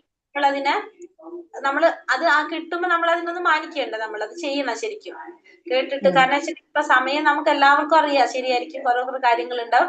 പക്ഷെ എന്നാലും നമുക്കൊരു കുറച്ച് സമയം നമുക്ക് അതിന് വേണ്ടിയിട്ട് എടുക്കാൻ നോക്കാം. ഒന്ന് കേൾക്കാം. അത് കഴിഞ്ഞിട്ട് നോട്ട് ചെയ്യാനല്ല പറയണം, നിങ്ങളൊന്ന് കേൾക്കണം. കാരണം നമ്മൾ ജസ്റ്റ് കേൾക്കാനേ പറ്റണല്ലോ, അതന്നെ വലിയ ഭാഗ്യമായിട്ട് കാണുന്നത്. കാരണം ബാക്കി രാവിലെ ഒന്ന് എഴുന്നേറ്റ് കുളിച്ച് മുന്നിലിരിക്കാൻ ഒന്നിനും സമയമില്ല. എന്താ പറയാ, പല ആൾക്കാരും ഉണ്ടല്ലോ, പലതരത്തിലുള്ള ആൾക്കാർ വീട്ടിലുണ്ടാകുമ്പേ. കേൾക്കാൻ നോക്കണ്ടായിട്ട് എല്ലാവരും അത് നമുക്ക് ചെയ്യണം. കാരണം ഇത് നമുക്ക് എപ്പോഴും അവസരങ്ങൾ കിട്ടില്ല അതൊന്നും. അതെപ്പോഴും നമ്മൾ ചിന്തിക്കുക, എത്രയോ പൂർവ്വജന്മങ്ങളിൽ ചെയ്ത പുണ്യത്തിന്റെ ഫലമായിട്ടായിരിക്കും എന്നറിയോ നമുക്ക് ഇത് പഠിക്കാനും അറിയാനും സാധിക്കുന്നത്. ഭഗവാന്റെ ഭഗവാനെ കുറിച്ച് അറിയാൻ നമുക്ക് അല്ലാണ്ട് ഒരിക്കലും അവസരം കിട്ടില്ല. നമ്മൾ വിചാരിക്കുന്നുണ്ടാവും നമ്മളിപ്പോ ഒരു ലിങ്ക് കിട്ടിയപ്പോ ഓടിക്കേറി നമുക്ക് ക്ലാസ് കേൾക്കണമെന്ന്. അങ്ങനെയല്ല ഒരിക്കലും. നമുക്കത് ശരിക്കും നമുക്ക് മനസ്സിലാക്കാൻ സാധിക്കും. ഭഗവാനെ കുറിച്ച് കേൾക്കാനായിട്ട് നമുക്ക് സാധിക്കുന്നത് നമ്മൾ പൂർവ്വജന്മങ്ങളിൽ ചെയ്ത കർമ്മത്തിന്റെ ഫലം കൊണ്ട് മാത്രമാണ്. എത്രയോ പേർക്ക് അത് ചെയ്യാൻ സാധിക്കാതെ വരുന്നുണ്ട്. അത് ഭയങ്കര നമ്മൾക്ക് നിങ്ങൾക്ക് മനസ്സിലാക്കി കഴിഞ്ഞാൽ നമുക്ക് പോകെ ശരിക്കും നമുക്കത് മനസ്സിലാക്കാൻ സാധിക്കും. നമ്മൾ ചെയ്ത ആ കർമ്മത്തിന്റെ ഫലം കൊണ്ട് തന്നെയാണ് നമുക്ക് ഭഗവാനെ കുറിച്ച് കേൾക്കാൻ അവസരം കിട്ടുന്നത്. വെറുതെ നമ്മൾ തട്ടിക്കളയും. നമുക്ക് അങ്ങനെ ഒരു ചാൻസ് കിട്ടിയത് നമ്മൾ അത്ര ആഗ്രഹിച്ചുകൊണ്ടാണ് കിട്ടിയത്. പക്ഷെ ഇപ്പൊ ഇവിടെ നമുക്ക് എന്താ സംഭവിക്കുന്നത്, നമ്മൾ ഇപ്പോഴത്തെ സംസർഗത്തിൽ നമ്മളത് വിട്ടുപോയി കഴിഞ്ഞാൽ നമുക്ക് വീണ്ടും ബുദ്ധിമുട്ട് വരും. അത് കഴിഞ്ഞ ഓരോ ജന്മങ്ങളിൽ നമ്മൾ ആഗ്രഹിക്കുന്നതിന്റെ ഫലമായിട്ടാണ് ഭഗവാനെ കുറിച്ച് അറിയാനുള്ള അവസരം കിട്ടുന്നത്. ബാക്കി എല്ലാം ഉണ്ടാവും, പക്ഷെ ഭഗവാനെ കുറിച്ച് അറിയാൻ കിട്ടണമെങ്കിൽ നമുക്കതിന് ആഗ്രഹം വേണം, അല്ലാതെ നടക്കില്ല. അപ്പൊ നമ്മുടെ ആഗ്രഹം കൊണ്ടും നമ്മൾ ചെയ്ത കർമ്മത്തിന്റെ ആ സുഹൃതങ്ങൾ ചെയ്തതിന്റെ ഫലമായിട്ട് തന്നെ കിട്ടുന്നതാണത്. അപ്പൊ അത് നമ്മൾ എല്ലാവരും മനസ്സിലാക്കുക. എത്രയോ പേര് നമ്മുടെ ചുറ്റുപാടുണ്ട് ഇതിനെ കുറിച്ചൊന്നും അറിയാതെ ഒന്നുമില്ലാതെ നടക്കുന്നത്. അപ്പൊ നമുക്ക് മനസ്സിലാക്കാൻ സാധിക്കും നമ്മൾ എത്രയോ മുകളിലാണെന്നുള്ളത്. നമ്മൾ താഴ്ത്തിക്ക് പോകരുത് അപ്പോട്ടും. ഹരേ കൃഷ്ണ. പരിത്രാണായ സാധൂനാം വിനാശായ ച ദുഷ്കൃതാം ധർമ്മ സംസ്ഥാപനാർത്ഥായ സംഭവാമി യുഗേ യുഗേ. ഭക്തന്മാരെ രക്ഷിക്കാനും ദുഷ്കൃതികളെ നിഗ്രഹിക്കാനും ധർമ്മത്തെ പുനഃസ്ഥാപിക്കാനുമായി യുഗം തോറും ഞാൻ അവതരിച്ചു കൊണ്ടേയിരിക്കുന്നു. അപ്പൊ ഭക്തന്മാരെ രക്ഷിക്കാനും ദുഷ്കൃതികളെ നിഗ്രഹിക്കാനും പിന്നെന്താണ് ധർമ്മത്തെ പുനഃസ്ഥാപിക്കാനുമായിട്ട് യുഗം തോറും ഓരോ യുഗത്തിലും ഞാൻ അവതരിക്കുമെന്നാണ് ഭഗവാൻ പറയുന്നത്. മൂന്ന് കാര്യങ്ങൾ അല്ലേ മാതാജി? മൂന്ന് കാര്യങ്ങളാണ്. അതെ, മൂന്ന് കാര്യങ്ങളാണ് അല്ലേ? ഒന്ന് ഭക്തന്മാരെ രക്ഷിക്കുക, ദുഷ്കൃതികളെ നിഗ്രഹിക്കുക, പിന്നെന്താണ് ധർമ്മത്തെ പുനഃസ്ഥാപിക്കുക. മൂന്ന് കാര്യം. അത് ഏറ്റവും കൂടുതൽ ഭഗവാൻ എന്തിനായിരിക്കും ഭഗവാന് കൂടുതൽ പ്രാധാന്യം കൊടുക്കുന്നുണ്ടാവാ? ഏതായിരിക്കും? ഭക്തന്മാരെ രക്ഷിക്കാൻ. ഭക്തന്മാരെ രക്ഷിക്കാൻ. കാരണം ഭക്തന്മാരെ രക്ഷിക്കുക. അപ്പൊ നമുക്കറിയാം ഇപ്പൊ നമ്മള് ഭക്തന്മാരെ രക്ഷിക്കുമ്പോ ധർമ്മവും രക്ഷിക്കപ്പെടുന്നതായിരിക്കും. അതായത് ഭക്തന്മാരെ രക്ഷിക്കുക എന്ന് പറഞ്ഞു കഴിഞ്ഞാല് നമുക്ക് മനസ്സിലാക്കാൻ സാധിക്കും ഭക്തന്മാർക്ക് വേണ്ടിയിട്ട് ഭഗവാൻ എന്തും ചെയ്യും. ഭക്തന്മാർക്ക് ഇപ്പൊ നമ്മള് ഭീഷ്മ പിതാമഹന്റെ നമ്മൾ കണ്ടുകൊണ്ടിരിക്കുന്നു, വായിച്ചപ്പോ നമുക്ക് മനസ്സിലായില്ലേ ഭഗവാൻ ചെയ്ത ശപഥം പോലും മാറ്റിവെച്ചിട്ടാണ് ഭഗവാൻ എന്ത് ചെയ്യുന്നത് ഭീഷ്മ പിതാമഹന്റെ ആഗ്രഹം നിറവേറ്റി കൊടുക്കുന്നത്. അപ്പൊ ഭക്തൻ എന്ന് പറഞ്ഞു കഴിഞ്ഞാൽ ഭഗവാനെ സംബന്ധിച്ച് അത്രയും ഭഗവാൻ ആർക്ക് പ്രാധാന്യം കൊടുക്കുന്നുണ്ട്? ഒരു ഭക്തന് കൊടുക്കുന്നുണ്ട്. അപ്പൊ എപ്പോഴും നമ്മൾ നോക്കേണ്ടത് ഭഗവാന്റെ ഭക്തനാകാനാണ് നമ്മൾ ശ്രമിക്കേണ്ടത്. ബാക്കി ഒന്നും നമുക്ക് വേണ്ട, ഭഗവാന്റെ ഭക്തനായ മാത്രം മതി. ബാക്കിയൊക്കെ തന്നെത്താനെ നമുക്ക് കിട്ടും. വേറെ ഒന്നും നമ്മള് പ്രത്യേകിച്ചും ആഗ്രഹിക്കുകയും വേണ്ട, പറയുകയും വേണ്ട. നമ്മൾ സ്വയം വിചാരിക്കുക എനിക്ക് ഭക്തനായാൽ മതി, എനിക്ക് വേറെ ഒന്നും വേണ്ട. അപ്പൊ തന്നെത്താനെ ബാക്കിയൊക്കെ ഓട്ടോ സെറ്റ് ആണ്. നമുക്ക് ഭഗവാൻ ഉണ്ടെങ്കിൽ ഭഗവാന്റെ ആര് കൂടി ഉണ്ടാവും? ലക്ഷ്മി ദേവി കൂടി ഉണ്ടാവും. നമ്മൾ പ്രത്യേകം എനിക്ക് അത് വേണം ഇത് വേണം എന്നൊന്നും പറയേണ്ട ആവശ്യമില്ല. കോംബോ കിട്ടുന്ന പോലെയാണ്. ഇതിൽ കൂടി ഇതൊക്കെ കിട്ടും നമുക്ക്. കോംബോ ഓഫർ ആണ് അവിടെ. അപ്പൊ നമ്മൾ എന്ത് ചെയ്താൽ മതി? ഭക്തി മാത്രം നമ്മൾ ആഗ്രഹിച്ചാൽ മതി, വേറെ ഒന്നും നമുക്ക് ആഗ്രഹിക്കേണ്ട. അപ്പൊ ഭഗവാന്റെ അവതാരങ്ങള് പലതരത്തില് ഭഗവാന്റെ അവതാരങ്ങളുണ്ട്. പുരുഷാവതാരങ്ങള്, ഗുണാവതാരങ്ങള്, ലീലാവതാരങ്ങള്, ശക്തിയാവേശ അവതാരങ്ങള്, മന്വന്തര അവതാരങ്ങള്, യുഗാവതാരങ്ങള്. അങ്ങനെ ഭഗവാൻ കൃഷ്ണൻ ആണെന്ത് എല്ലാ അവതാരങ്ങളുടെ എല്ലാം ഉറവിടമാരാണ് ഭഗവാൻ കൃഷ്ണൻ. അതുകൊണ്ട് ഭഗവാനെ നമ്മൾ എന്ത് പറയും? അവതാരി എന്ന് പറയും. എല്ലാ അവതാരങ്ങളുടെയും ഉറവിടം ആരിൽ നിന്നാണ്? ഭഗവാനിൽ നിന്നായതുകൊണ്ട് തന്നെ ആ ഭഗവാനെ നമ്മൾ എന്ത് പറയും? അവതാരി എന്ന് പറയും. അപ്പൊ അവതാരങ്ങളെ നമുക്ക് 6ആയിട്ട് കാറ്റഗറി ചെയ്തിരിക്കുകയാണ്. ഒന്ന് പുരുഷാവതാരങ്ങള്. പുരുഷാവതാരങ്ങൾ ഏതൊക്കെയാണെന്ന് അറിയാവോ? 3 പുരുഷാവതാരങ്ങള്. കാരണോദകശായ വിഷ്ണു, ഗർഭോദകശായ വിഷ്ണു, ക്ഷീരോദകശായ വിഷ്ണു. അതാണ് ഭഗവാന്റെ പുരുഷാവതാരങ്ങൾ എന്ന് പറയുന്നത്. പിന്നെ ഗുണാവതാരങ്ങള് 3 ഗുണങ്ങളുടെ അവതാരം എടുക്കുന്നത്. അതാണ് ബ്രഹ്മ വിഷ്ണു മഹേശ്വരനായിട്ട് എടുക്കുന്നതാണ് എന്ത്? ഗുണാവതാരം ഭഗവാന്റെ. ലീലാവതാരം ഭഗവാൻ ഓരോ ലീലകൾ ചെയ്യാനായിട്ടും ഭഗവാൻ അവതരിക്കും. അതാണ് ഭഗവാന്റെ ലീലാവതാരങ്ങൾ. ഇപ്പൊ മത്സ്യം, കൂർമ്മം, വരാഹം ഇതൊക്കെ എന്താണ്? ഭഗവാന്റെ ലീലയ്ക്ക് വേണ്ടിയിട്ട് മാത്രം എടുത്ത അവതാരങ്ങളാണ്. അതിനെന്തില്ല? മഹേശ്വരനൊക്കെ ഭഗവാന്റെ അവതാരമാണോ മാതാജി? മഹേശ്വരനൊക്കെ ബ്രഹ്മ വിഷ്ണു മഹേശ്വരൻ മഹാദേവനൊക്കെ ഭഗവാന്റെ അവതാരത്തിൽ വരുന്നതാണ് ഇവരൊക്കെ. ഇവരൊക്കെ എന്താണ്? ഭഗവാന്റെ ഗുണാവതാരങ്ങള്. 3 ഗുണങ്ങളുണ്ടല്ലോ നമ്മുടെ സത്വ രജോ തമോ ഗുണം. സത്വഗുണത്തിന്റെ അധിപനാണ് ആര്? വിഷ്ണു. രജോ ഗുണത്തിന്റെ അധിപനാണ് ബ്രഹ്മ. പിന്നെ ഗുണത്തിന്റെ അധിപനാണ് ആര്? മഹാദേവൻ. അങ്ങനെ 3 അവതാരങ്ങളായിട്ട് വരുന്നത്. അങ്ങനെ പിന്നെ അത് കഴിഞ്ഞിട്ട് ലീലാവതാരങ്ങള്. ഒരു ലീലയ്ക്ക് വേണ്ടിയിട്ട് ഭഗവാൻ അവതരിക്കും. അതായത് ഇപ്പൊ മത്സ്യാവതാരം. ആ മത്സ്യാവതാരത്തിനെ സംബന്ധിച്ച് നമുക്ക് പറഞ്ഞു കഴിഞ്ഞാല് എന്തില്ല? മറ്റുള്ള അവതാരങ്ങൾ പോലെ ഇപ്പൊ മത്സ്യം, കൂർമ്മം, വരാഹം, നരസിംഹം ഇതിനൊക്കെ എന്തില്ല? ഇപ്പൊ ബാല്യകാലം തൊട്ടൊന്നും ഇല്ലല്ലോ. അതിന്റെ ആദ്യവും അവസാനവും ഒന്നുമില്ല. ആ ലീലയ്ക്ക് വേണ്ടിയിട്ട് ഭഗവാൻ അവതരിച്ചു, ആ ലീല കഴിഞ്ഞു. അങ്ങനെയാണ് ആ അവതാരങ്ങളൊക്കെ. ഇപ്പൊ മോഹിനി രൂപം ഇതൊക്കെ ഉണ്ടല്ലോ ഭഗവാന്റെ അവതാരങ്ങള്. ഇതൊക്കെ ഒരു ലീല ചെയ്യാൻ വേണ്ടി മാത്രം അവതരിച്ചിട്ടുള്ളതാണ്. അതൊക്കെ അതാണ് എന്ത്? ലീലാവതാരങ്ങൾ എന്ന് പറഞ്ഞാല്. ഓരോ ലീലകൾക്കായിട്ട് ഭഗവാൻ അവതാരം എടുക്കുന്നത്. പിന്നെ അത് കഴിഞ്ഞിട്ട് ശക്തിയാവേശ അവതാരങ്ങള്. ശക്തിയാവേശ അവതാരങ്ങൾ എന്ന് പറഞ്ഞാല് ഭഗവാന്റെ ആ ശക്തി എന്തെങ്കിലും ആ ശക്തി കൊണ്ട് അവതരിക്കുക. അതായത് എന്തെങ്കിലും ഒരു ലക്ഷ്യത്തിന് വേണ്ടിയിട്ടായിരിക്കും ആ അവതാരം എടുക്കുന്നത്. അപ്പൊ ഭഗവാന്റെ എല്ലാ ശക്തിയും ഉണ്ടാവില്ല, പക്ഷെ ഏതെങ്കിലും ഒരു പ്രത്യേക ശക്തി കൊടുത്തുകൊണ്ട് അവതരിക്കുന്ന അവതാരങ്ങളാണ് എന്ത്? ശക്തിയാവേശ അവതാരം. ഇപ്പൊ നാരദ മഹർഷി, ഇപ്പൊ ബ്രഹ്മാവർക്ക് എന്താണ്? ശക്തിയാവേശ അവതാരങ്ങൾ. ബ്രഹ്മാവിന് എന്താണ്? സൃഷ്ടി നടത്തുന്നത് ബ്രഹ്മാവാണ്. അപ്പൊ ാനുള്ള ഒരു പവറാണ് ആർക്ക് കൊടുത്തിരിക്കുന്നത്? ആ ഒരു ശക്തിയാണ് ആർക്ക് കിട്ടിയിരിക്കുന്നത്?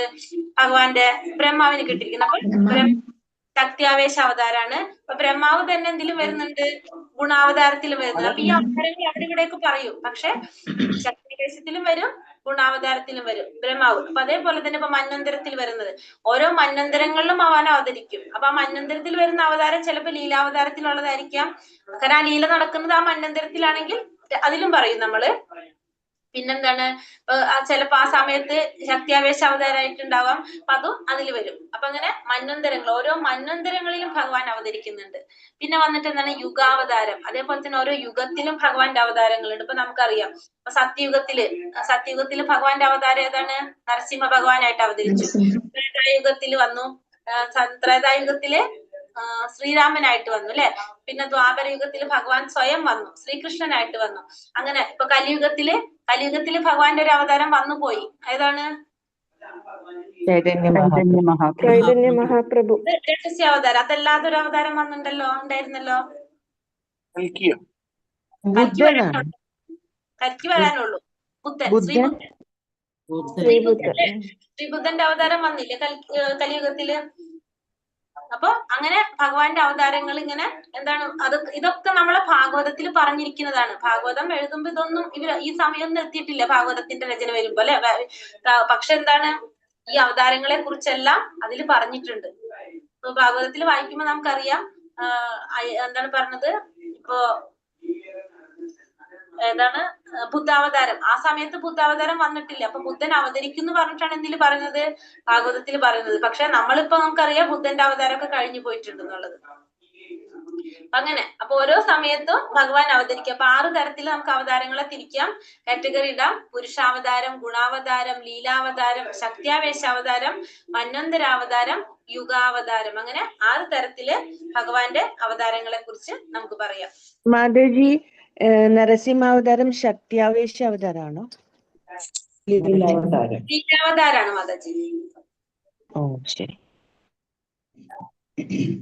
ജന്മകർമ്മച്ച മേ ദിവ്യം ഏവം യോ വേത്തി തത്വതഃ ത്യക്താ ദേഹം പുനർജന്മ നൈതി മാമേതി സ്വാർജുന. ഭാഗവതം എന്താണ് പറയുന്നത്, വ്യാസമഹർഷി രചിച്ചതാണ്. പ്രഭു വ്യാസദേവന്റെ രചനയാണത്. വ്യാസദേവനാണ് ഭാഗവതം രചിച്ചത്. അത് എന്നാണെന്നുള്ളത് ചോദിച്ചു കഴിഞ്ഞാൽ എനിക്ക് പെട്ടെന്ന് അറിയുന്നില്ല.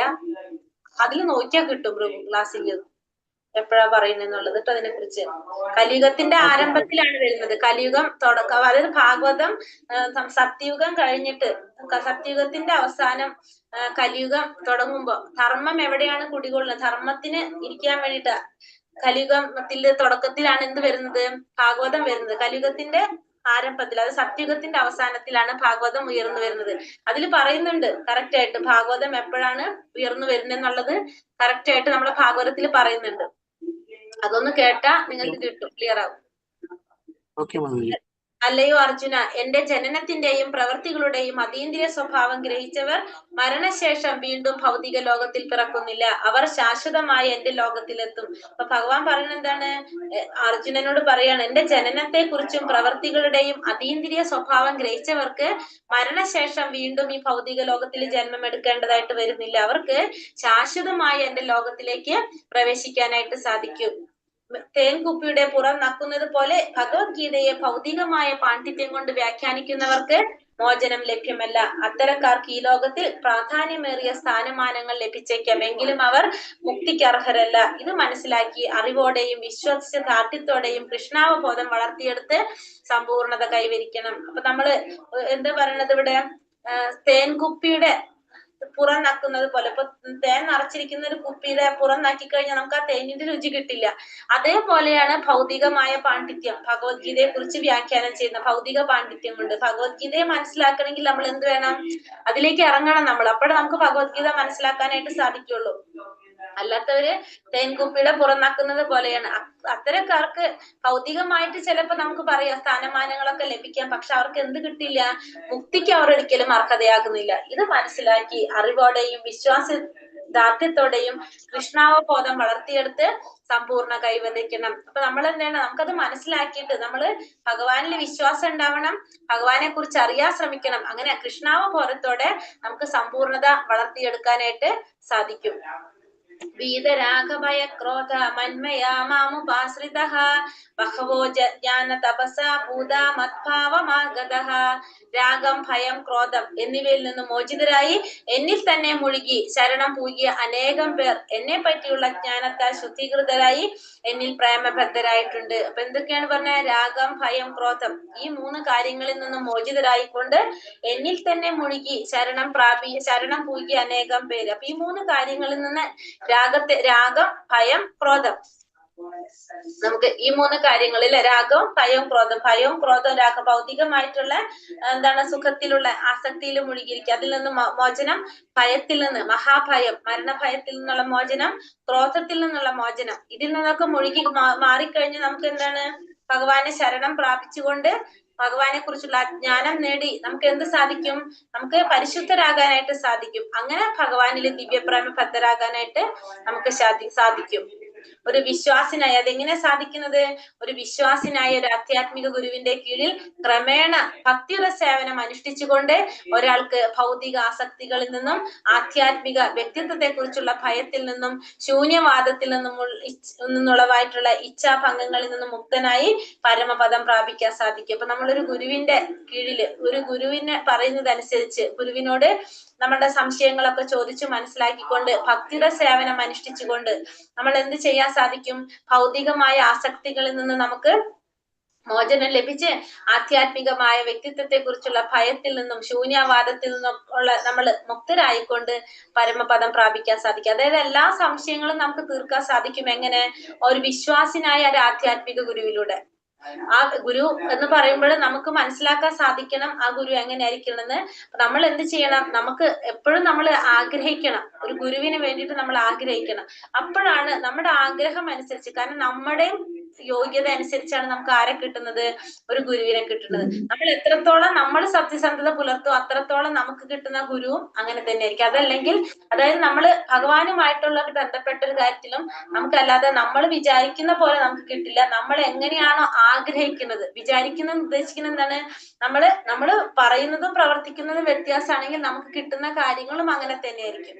നേരെ മറിച്ച് നമുക്ക് ആഗ്രഹങ്ങളുണ്ട്, നമുക്ക് ഉത്സാഹമുണ്ട്, ഭഗവാനെ കുറിച്ച് കൂടുതൽ അറിയാൻ നമുക്ക് ആഗ്രഹമുണ്ട്, നമ്മളുള്ളില് നമുക്ക് അതിന് ഭഗവാനിലേക്ക് കൂടുതൽ അടുക്കണം എന്ന് ആഗ്രഹം ഉണ്ടെങ്കിൽ സ്വാഭാവികമായിട്ട് നമുക്ക് നമ്മളെ മുന്നിലേക്ക് ഭഗവാൻ നിർത്തി തരുന്നത് ആരെയായിരിക്കും?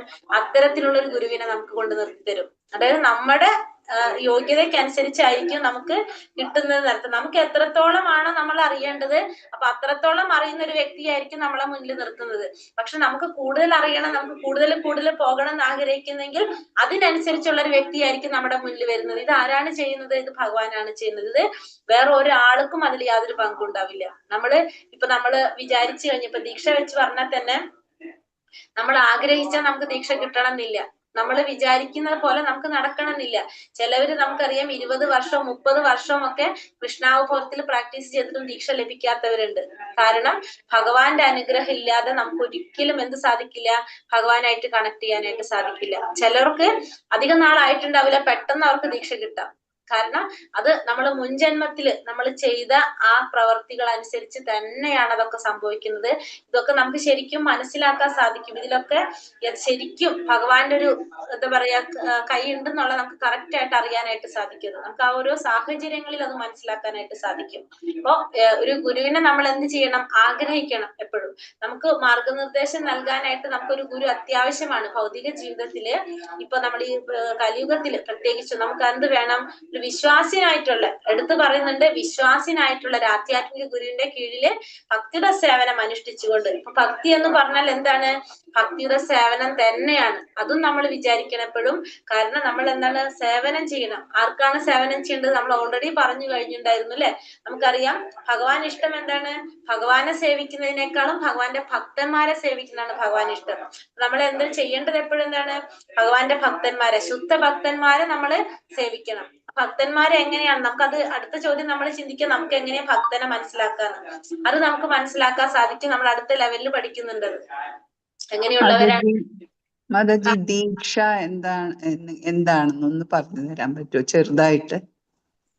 ഇത് കഴിഞ്ഞിട്ട് പറഞ്ഞാൽ മതി, നമ്മുടെ ഈ ക്ലാസ് കഴിയുമ്പോ. മതി. നമുക്ക് ഇപ്പൊ ഇത് കഴിഞ്ഞിട്ട് ഞാൻ പറഞ്ഞുതരാം കേട്ടോ. ഈ ഒരു ക്ലാസ് കുറച്ച് കഴിഞ്ഞിട്ട് നമുക്ക് എടുത്തിട്ട് നമുക്ക് പറയാം. ദീക്ഷ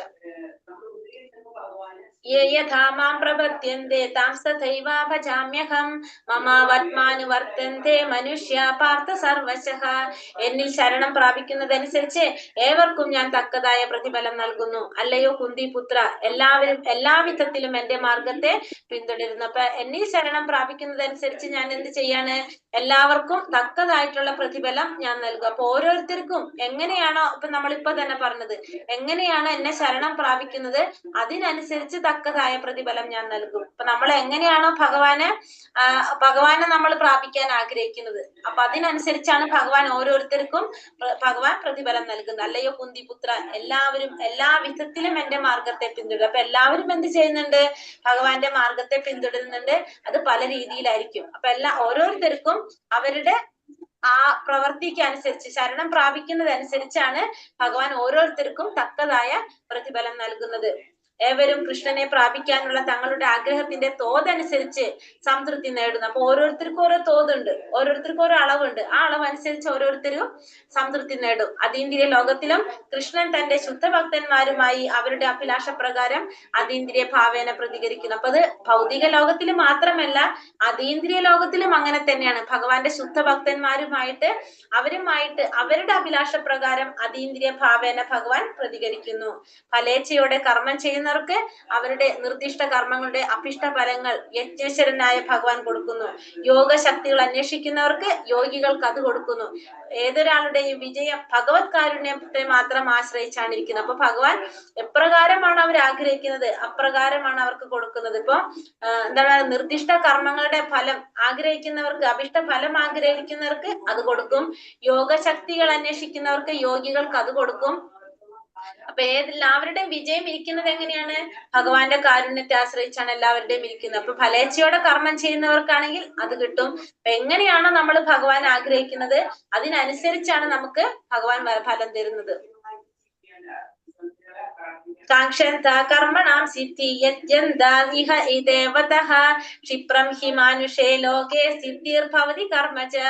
ഈ ലോകത്തിൽ ജനങ്ങൾ കാമ്യകർമ്മങ്ങളിൽ വിജയം വരിക്കാൻ ആഗ്രഹിക്കുന്നത് മൂലം ദേവന്മാരെ ആരാധിക്കുന്നു. ഇവിടെ കർമ്മങ്ങൾക്ക് വേഗത്തിൽ ഫലം സിദ്ധിക്കാറുണ്ടല്ലോ. അപ്പൊ നമ്മൾ ഈ ഭൗതിക ലോകത്തില് എന്താ ചെയ്യുന്നത്? കാമ്യകർമ്മങ്ങളിൽ വിജയം വരിക്കാൻ ആഗ്രഹിക്കുന്നുള്ളൂ. നമുക്ക് എന്ത് വേണം?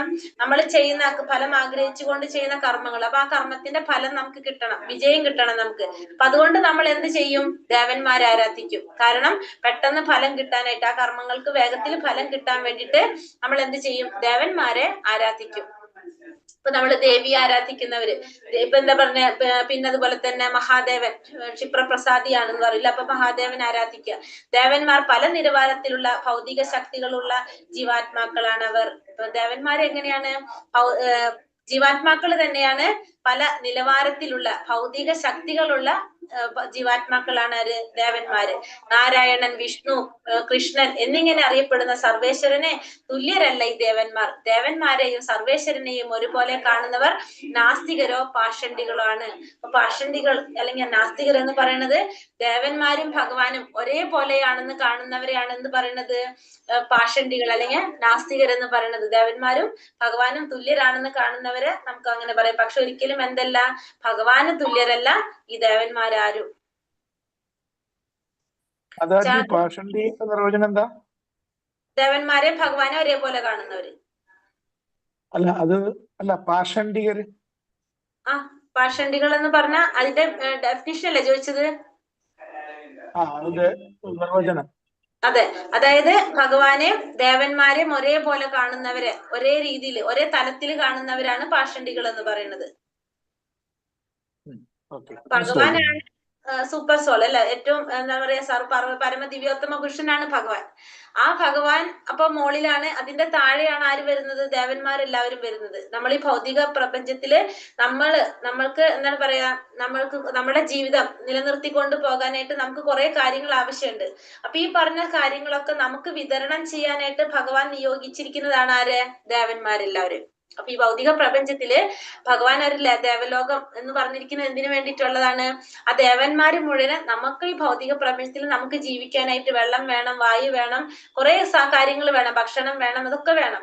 അപ്പൊ അതൊക്കെ നമുക്ക് തരാൻ വേണ്ടിയിട്ട് ഭഗവാൻ നിയോഗിച്ചിരിക്കുന്നതാണ് ആര്? ദേവന്മാരെ. അപ്പൊ ദേവന്മാരും ഭഗവാനും ഒരിക്കലും എന്തല്ല, തുല്യരല്ല. ഭഗവാന്റെ തലവും ദേവന്മാരുടെ തലവും തമ്മിൽ വ്യത്യാസമുണ്ട്. പക്ഷെ ഇതിന്റെ രണ്ടും ഒന്നാണെന്ന് ചിന്തിക്കുന്നവർ, അതായത് നമ്മൾ ഈ പറഞ്ഞ എന്താ, ഭഗവാൻ ആരാധിച്ചാലും മഹാദേവൻ ആരാധിച്ചാലും ഒരേപോലെ തന്നെ അല്ലേ എന്ന് പറയുന്നവര് നമ്മൾ ചിന്തിക്കുക. എല്ലാവരും എല്ലാ ദേവന്മാരും ഒന്ന് തന്നെയല്ലേ, അല്ലാതെ ഒന്നിലേക്ക് തന്നെയല്ലേ പോകേണ്ടെന്ന് ചിന്തിക്കുന്നവർ ആരാണ്? അങ്ങനെ കാണുന്നവര് പാഷണ്ഡികൾ എന്നാണ് അറിയപ്പെടുന്നത്. ക്ലിയർ ആയോ?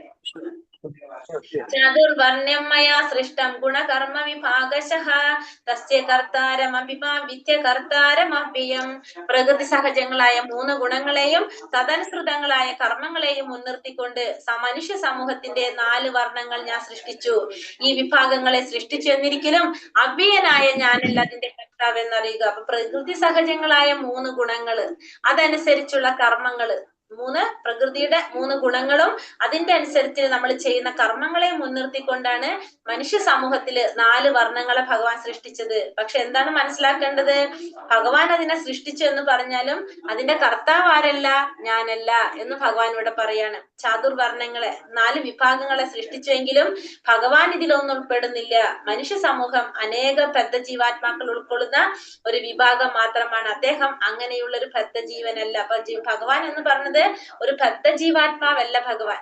അതുകൊണ്ട് ബദ്ധ ജീവാത്മാവ് അല്ല ഭഗവാൻ.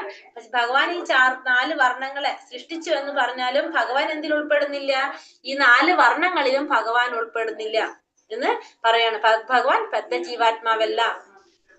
നമാം കർമ്മണി ലിംപന്തി നമേ കർമ്മ ഫലേ സ്പൃഹ ഇതി മാം യോപി ജാനാതി കർമ്മ ഭീർനാസ പത്യത്തെ. കർമ്മങ്ങളൊന്നും എന്നെ ബാധിക്കുകയില്ല, എനിക്ക് കർമ്മ ഫലേച്ഛയുമില്ല.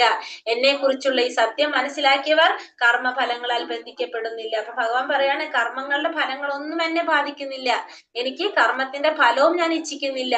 എന്നെ കുറിച്ചുള്ള ഈ സത്യം മനസ്സിലാക്കിയവർക്ക് എന്തുണ്ടാവില്ല? കർമ്മത്തിന്റെ ഫലങ്ങളാൽ ബന്ധിക്കപ്പെടുന്നില്ല. അപ്പൊ ഭഗവാൻ എന്താണ്, എങ്ങനെയാണെന്ന് മനസ്സിലാക്കുന്നവർക്ക് കർമ്മം ചെയ്തതിന്റെ ഫലങ്ങള് ഒരിക്കലും അവരെ ബാധിക്കുന്നില്ല, അവരെ ബന്ധിക്കുന്നില്ല. രാജാവിന് തെറ്റുപറ്റുകയില്ലെന്ന് ഒരു രാജ്യത്തിലെ നിയമങ്ങൾ രാജാവിന് ബാധകമല്ലെന്നും സിദ്ധാന്തിക്കുന്ന നിയമങ്ങൾ ലോകത്തുണ്ട്. അങ്ങനെ തന്നെ ഭൗതിക ലോകത്തിന്റെ സ്രഷ്ടാവാണെങ്കിൽ കൂടി ഭഗവാനെ ലൗകിക കർമ്മങ്ങൾ ബാധിക്കുന്നില്ല. അദ്ദേഹം സൃഷ്ടിക്കുന്നു, അതിൽ നിന്നും അകന്നു നിൽക്കുകയും ചെയ്യുന്നു. അപ്പൊ ഒരു രാജ്യത്തിന്റെ നിയമങ്ങൾ നടപ്പിലാക്കുന്നതും ചെയ്യുന്നത് ആരാണ്? രാജാവാണ്. അപ്പൊ ഈ രാജാവിനെ സംബന്ധിച്ച് രാജാവിന് തെറ്റുപറ്റുന്നില്ല എന്ന് മാത്രമല്ല, ആ രാജ്യത്തിലെ നിയമങ്ങളൊന്നും ആർക്ക് ബാധകമല്ല? രാജാവിന് ബാധകമല്ല. എല്ലാ നിയമങ്ങളും ഉണ്ടാക്കുന്നതും എല്ലാം രാജാവാണ്, പക്ഷെ രാജാവിന് അതൊന്നും ബാധകമല്ല. അതേപോലെ തന്നെയാണ് ഭഗവാൻ. ഭൗതിക ലോകത്തിന്റെ സ്രഷ്ടാവാണ്, പക്ഷെ ഇവിടത്തെ നിയമങ്ങളൊന്നും ആരെ ബാധിക്കുന്നില്ല? ഭഗവാനെ ബാധിക്കുന്നില്ല. ഭഗവാൻ എല്ലാം സൃഷ്ടിക്കുന്നു, പക്ഷെ ഭഗവാൻ എല്ലാത്തിൽ നിന്നും അകന്നു നിൽക്കാണ് ചെയ്യുന്നത്. ഏവം ജ്ഞാത്വാ കൃതം കർമ്മ പൂർവൈരപി മുമുക്ഷിഭി കുരു കർമ്മൈവ തസ്മാത്വം പൂർവതരം കൃതം. എന്റെ ദിവ്യമായ പ്രകൃതി അറിഞ്ഞിട്ടാണ് പൗരാണികരായ മുമുക്ഷുക്കൾ, അതായത് മുൻപ് മോക്ഷം നേടിപ്പോയവരെല്ലാം പ്രവർത്തിച്ചു പോകുന്നത്. അതുകൊണ്ട് നീ അവരുടെ കാലടികളെ പിന്തുടർന്ന് സ്വകർത്തവ്യം നിറവേറ്റുക. അപ്പൊ ഈ മുന്നത്തവർക്ക് മുമുക്ഷുക്കൾ, അതായത് മുന്നേ മോക്ഷം നേടിപ്പോയവരെല്ലാം ഭഗവാന്റെ ആ ദിവ്യമായിട്ടുള്ള പ്രകൃതിയെ അറിഞ്ഞിട്ടാണ് അവരെല്ലാം എന്തിലേക്ക് പോയത്? മോക്ഷം നേടി പോകാനായിട്ട് അവർക്ക് സാധിച്ചത്. അതുകൊണ്ട് നീ എന്ത് ചെയ്യണം? അവരുടെ കാലടിപ്പാടുകളെ പിന്തുടരണം എന്ന് പറഞ്ഞത്. അതായത് മുൻപേ മോക്ഷം നേടിപ്പോയവരുടെ കാലടികളെ പിന്തുടരണം. അവർ ഓൾറെഡി ആ വഴി കൂടെ പോയതുകൊണ്ട് അവർക്ക് ആ വഴി കാണിച്ചു തരാൻ എളുപ്പമാണ്. അപ്പൊ അതുകൊണ്ട് നീ എന്ത് ചെയ്യണം? അവരുടെ കാലടികളെ പിന്തുടർന്നുകൊണ്ട് നിന്റെ കർത്തവ്യം നീ നിർവഹിക്കുക. മലിന ഹൃദയർക്ക് ഭക്തി വിധ സേവനത്തിന്റെ നിയന്ത്രണ തത്വങ്ങൾ അനുസരിച്ചുകൊണ്ട് ക്രമീകമായ ഒരു ശുചീകരണത്തിന് വേണ്ടി കൃഷ്ണാവബോധത്തെ ആശ്രയിക്കാം. ഹൃദയശുദ്ധി കൈവരിച്ചവർക്ക് തങ്ങളുടെ മാതൃകാപരമായ പ്രവർത്തികളെ പിന്തുടർന്ന് മറ്റുള്ളവർക്ക് കൂടി പ്രയോജനം ഉണ്ടാക്കുന്നതെന്നും കൃഷ്ണാവബോധത്തിൽ തുടരാം. അപ്പൊ 2 തരത്തിലുള്ളവരെ കുറിച്ച് പറയുന്നത്. ഒന്ന് നമ്മളെ പോലുള്ളവരെ കുറിച്ച്, അതായത് മലിന ഹൃദയരായവർക്ക് എന്ത് ചെയ്യാം? ഭക്തിയുടെ സേവനത്തിന്റെ നിയന്ത്രണ തത്വങ്ങൾ അനുസരിച്ചുകൊണ്ട്. ഇപ്പൊ ഭക്തിയുടെ സേവനത്തിന്റെ ജീവിതത്തിന്റെ നിയാമക തത്വങ്ങൾ 64 നിയാമക തത്വങ്ങളുണ്ട്. ആ തത്വങ്ങളൊക്കെ അനുസരിച്ചുകൊണ്ട് ക്രമീകരമായ ഒരു ശുദ്ധീകരണത്തിന് വേണ്ടി നമുക്ക് ശ്രമിക്കാം. അതായത് നമുക്ക് പെട്ടെന്ന് ഒരു ദിവസം കൊണ്ടല്ല, നമ്മൾ എന്താണ് സ്റ്റെപ്പ് ബൈ സ്റ്റെപ്പ് ആയിട്ട് ഓരോ ദിവസവും ചെയ്ത് പതുക്കെ നമുക്ക് എന്തിലേക്ക് വരാം? കൃഷ്ണാവബോധത്തിലേക്ക് വരാം. അതാണ് നമ്മൾ വൈദ്യ സാധനാ ഭക്തി എന്ന് പറയും അതിന്. രണ്ടാമത്തത് പറയുന്നത് എന്താണ്?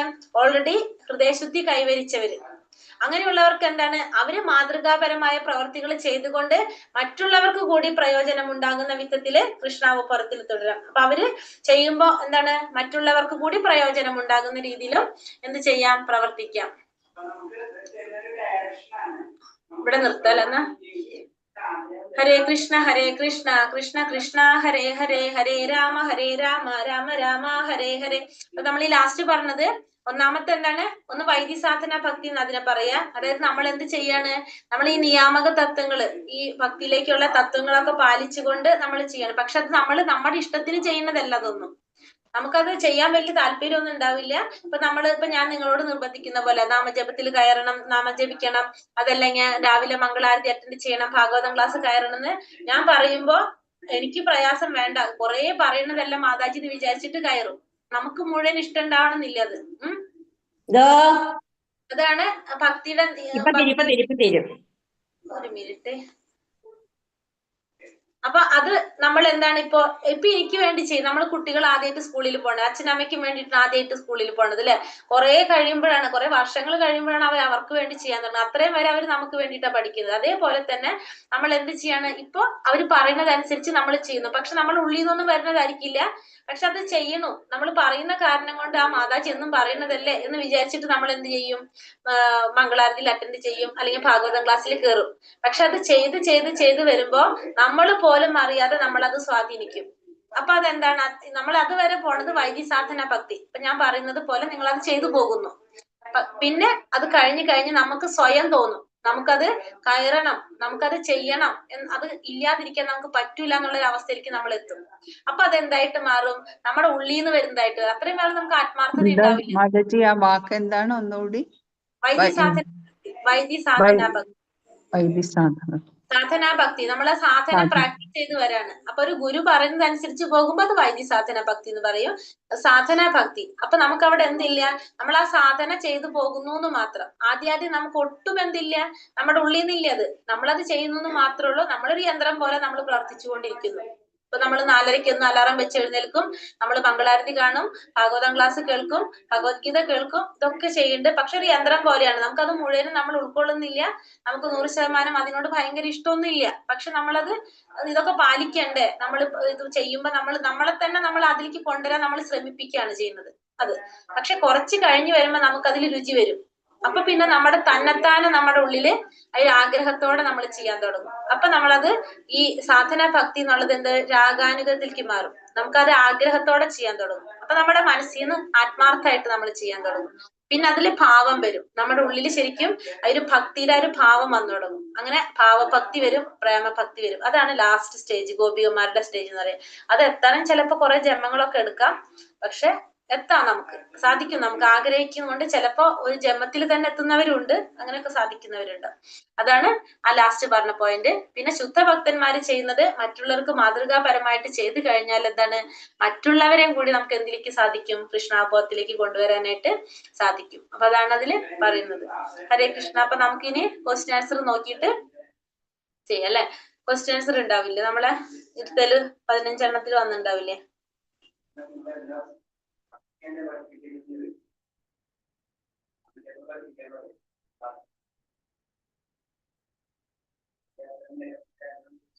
രാജർഷികൾ എന്നറിയപ്പെടുന്നത് ആരെയാണ്? രാജാക്കന്മാരായിരിക്കും എന്ന ഋഷിമാരെ പോലെ ജീവിക്കുന്നവര്.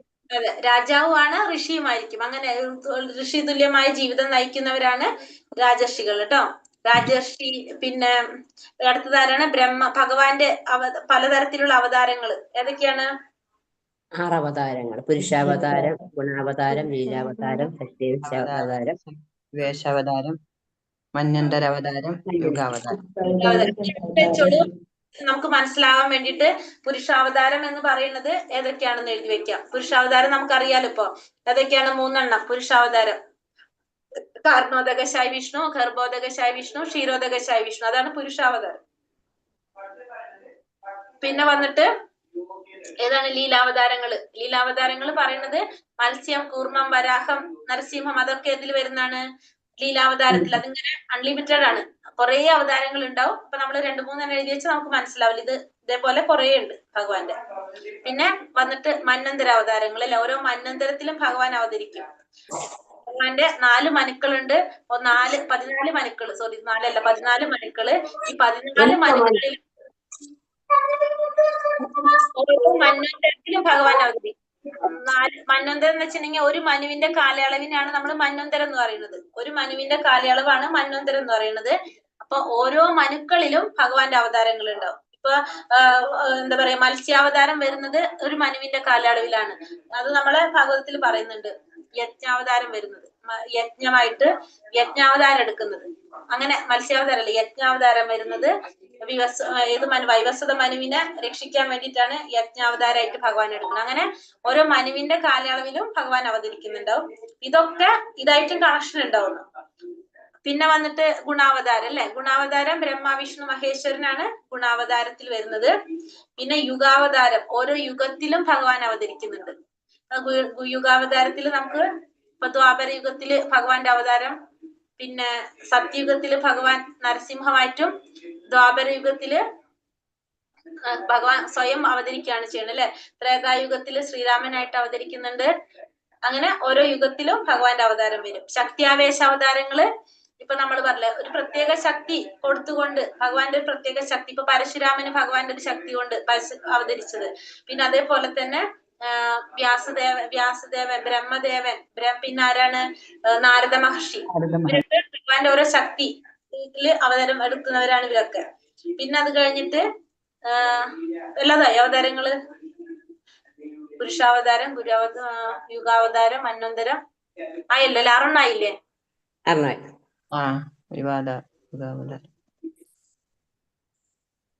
എങ്ങനെയുള്ളവർക്കാണ് ഭഗവാന്റെ ശാശ്വത ലോകത്തിൽ സാധിക്കുന്നത്?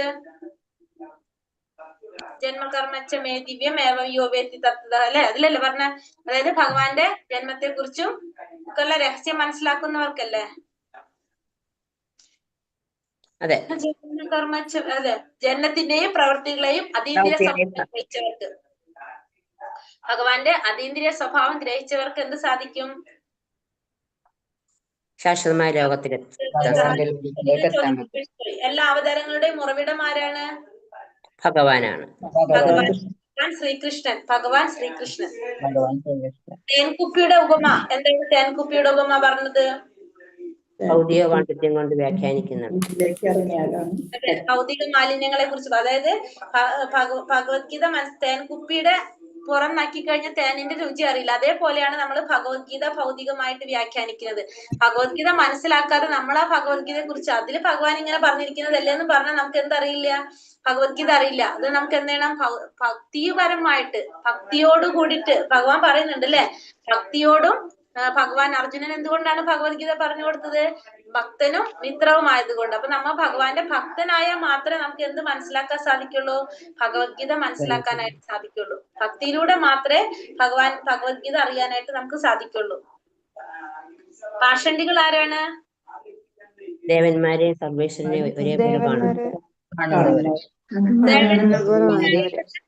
മാതാജി പറഞ്ഞത് ദേവന്മാരെ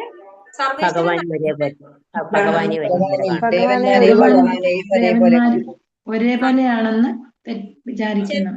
ദേവന്മാരെ ഭഗവാൻ ഒരുപോലെ കാണും.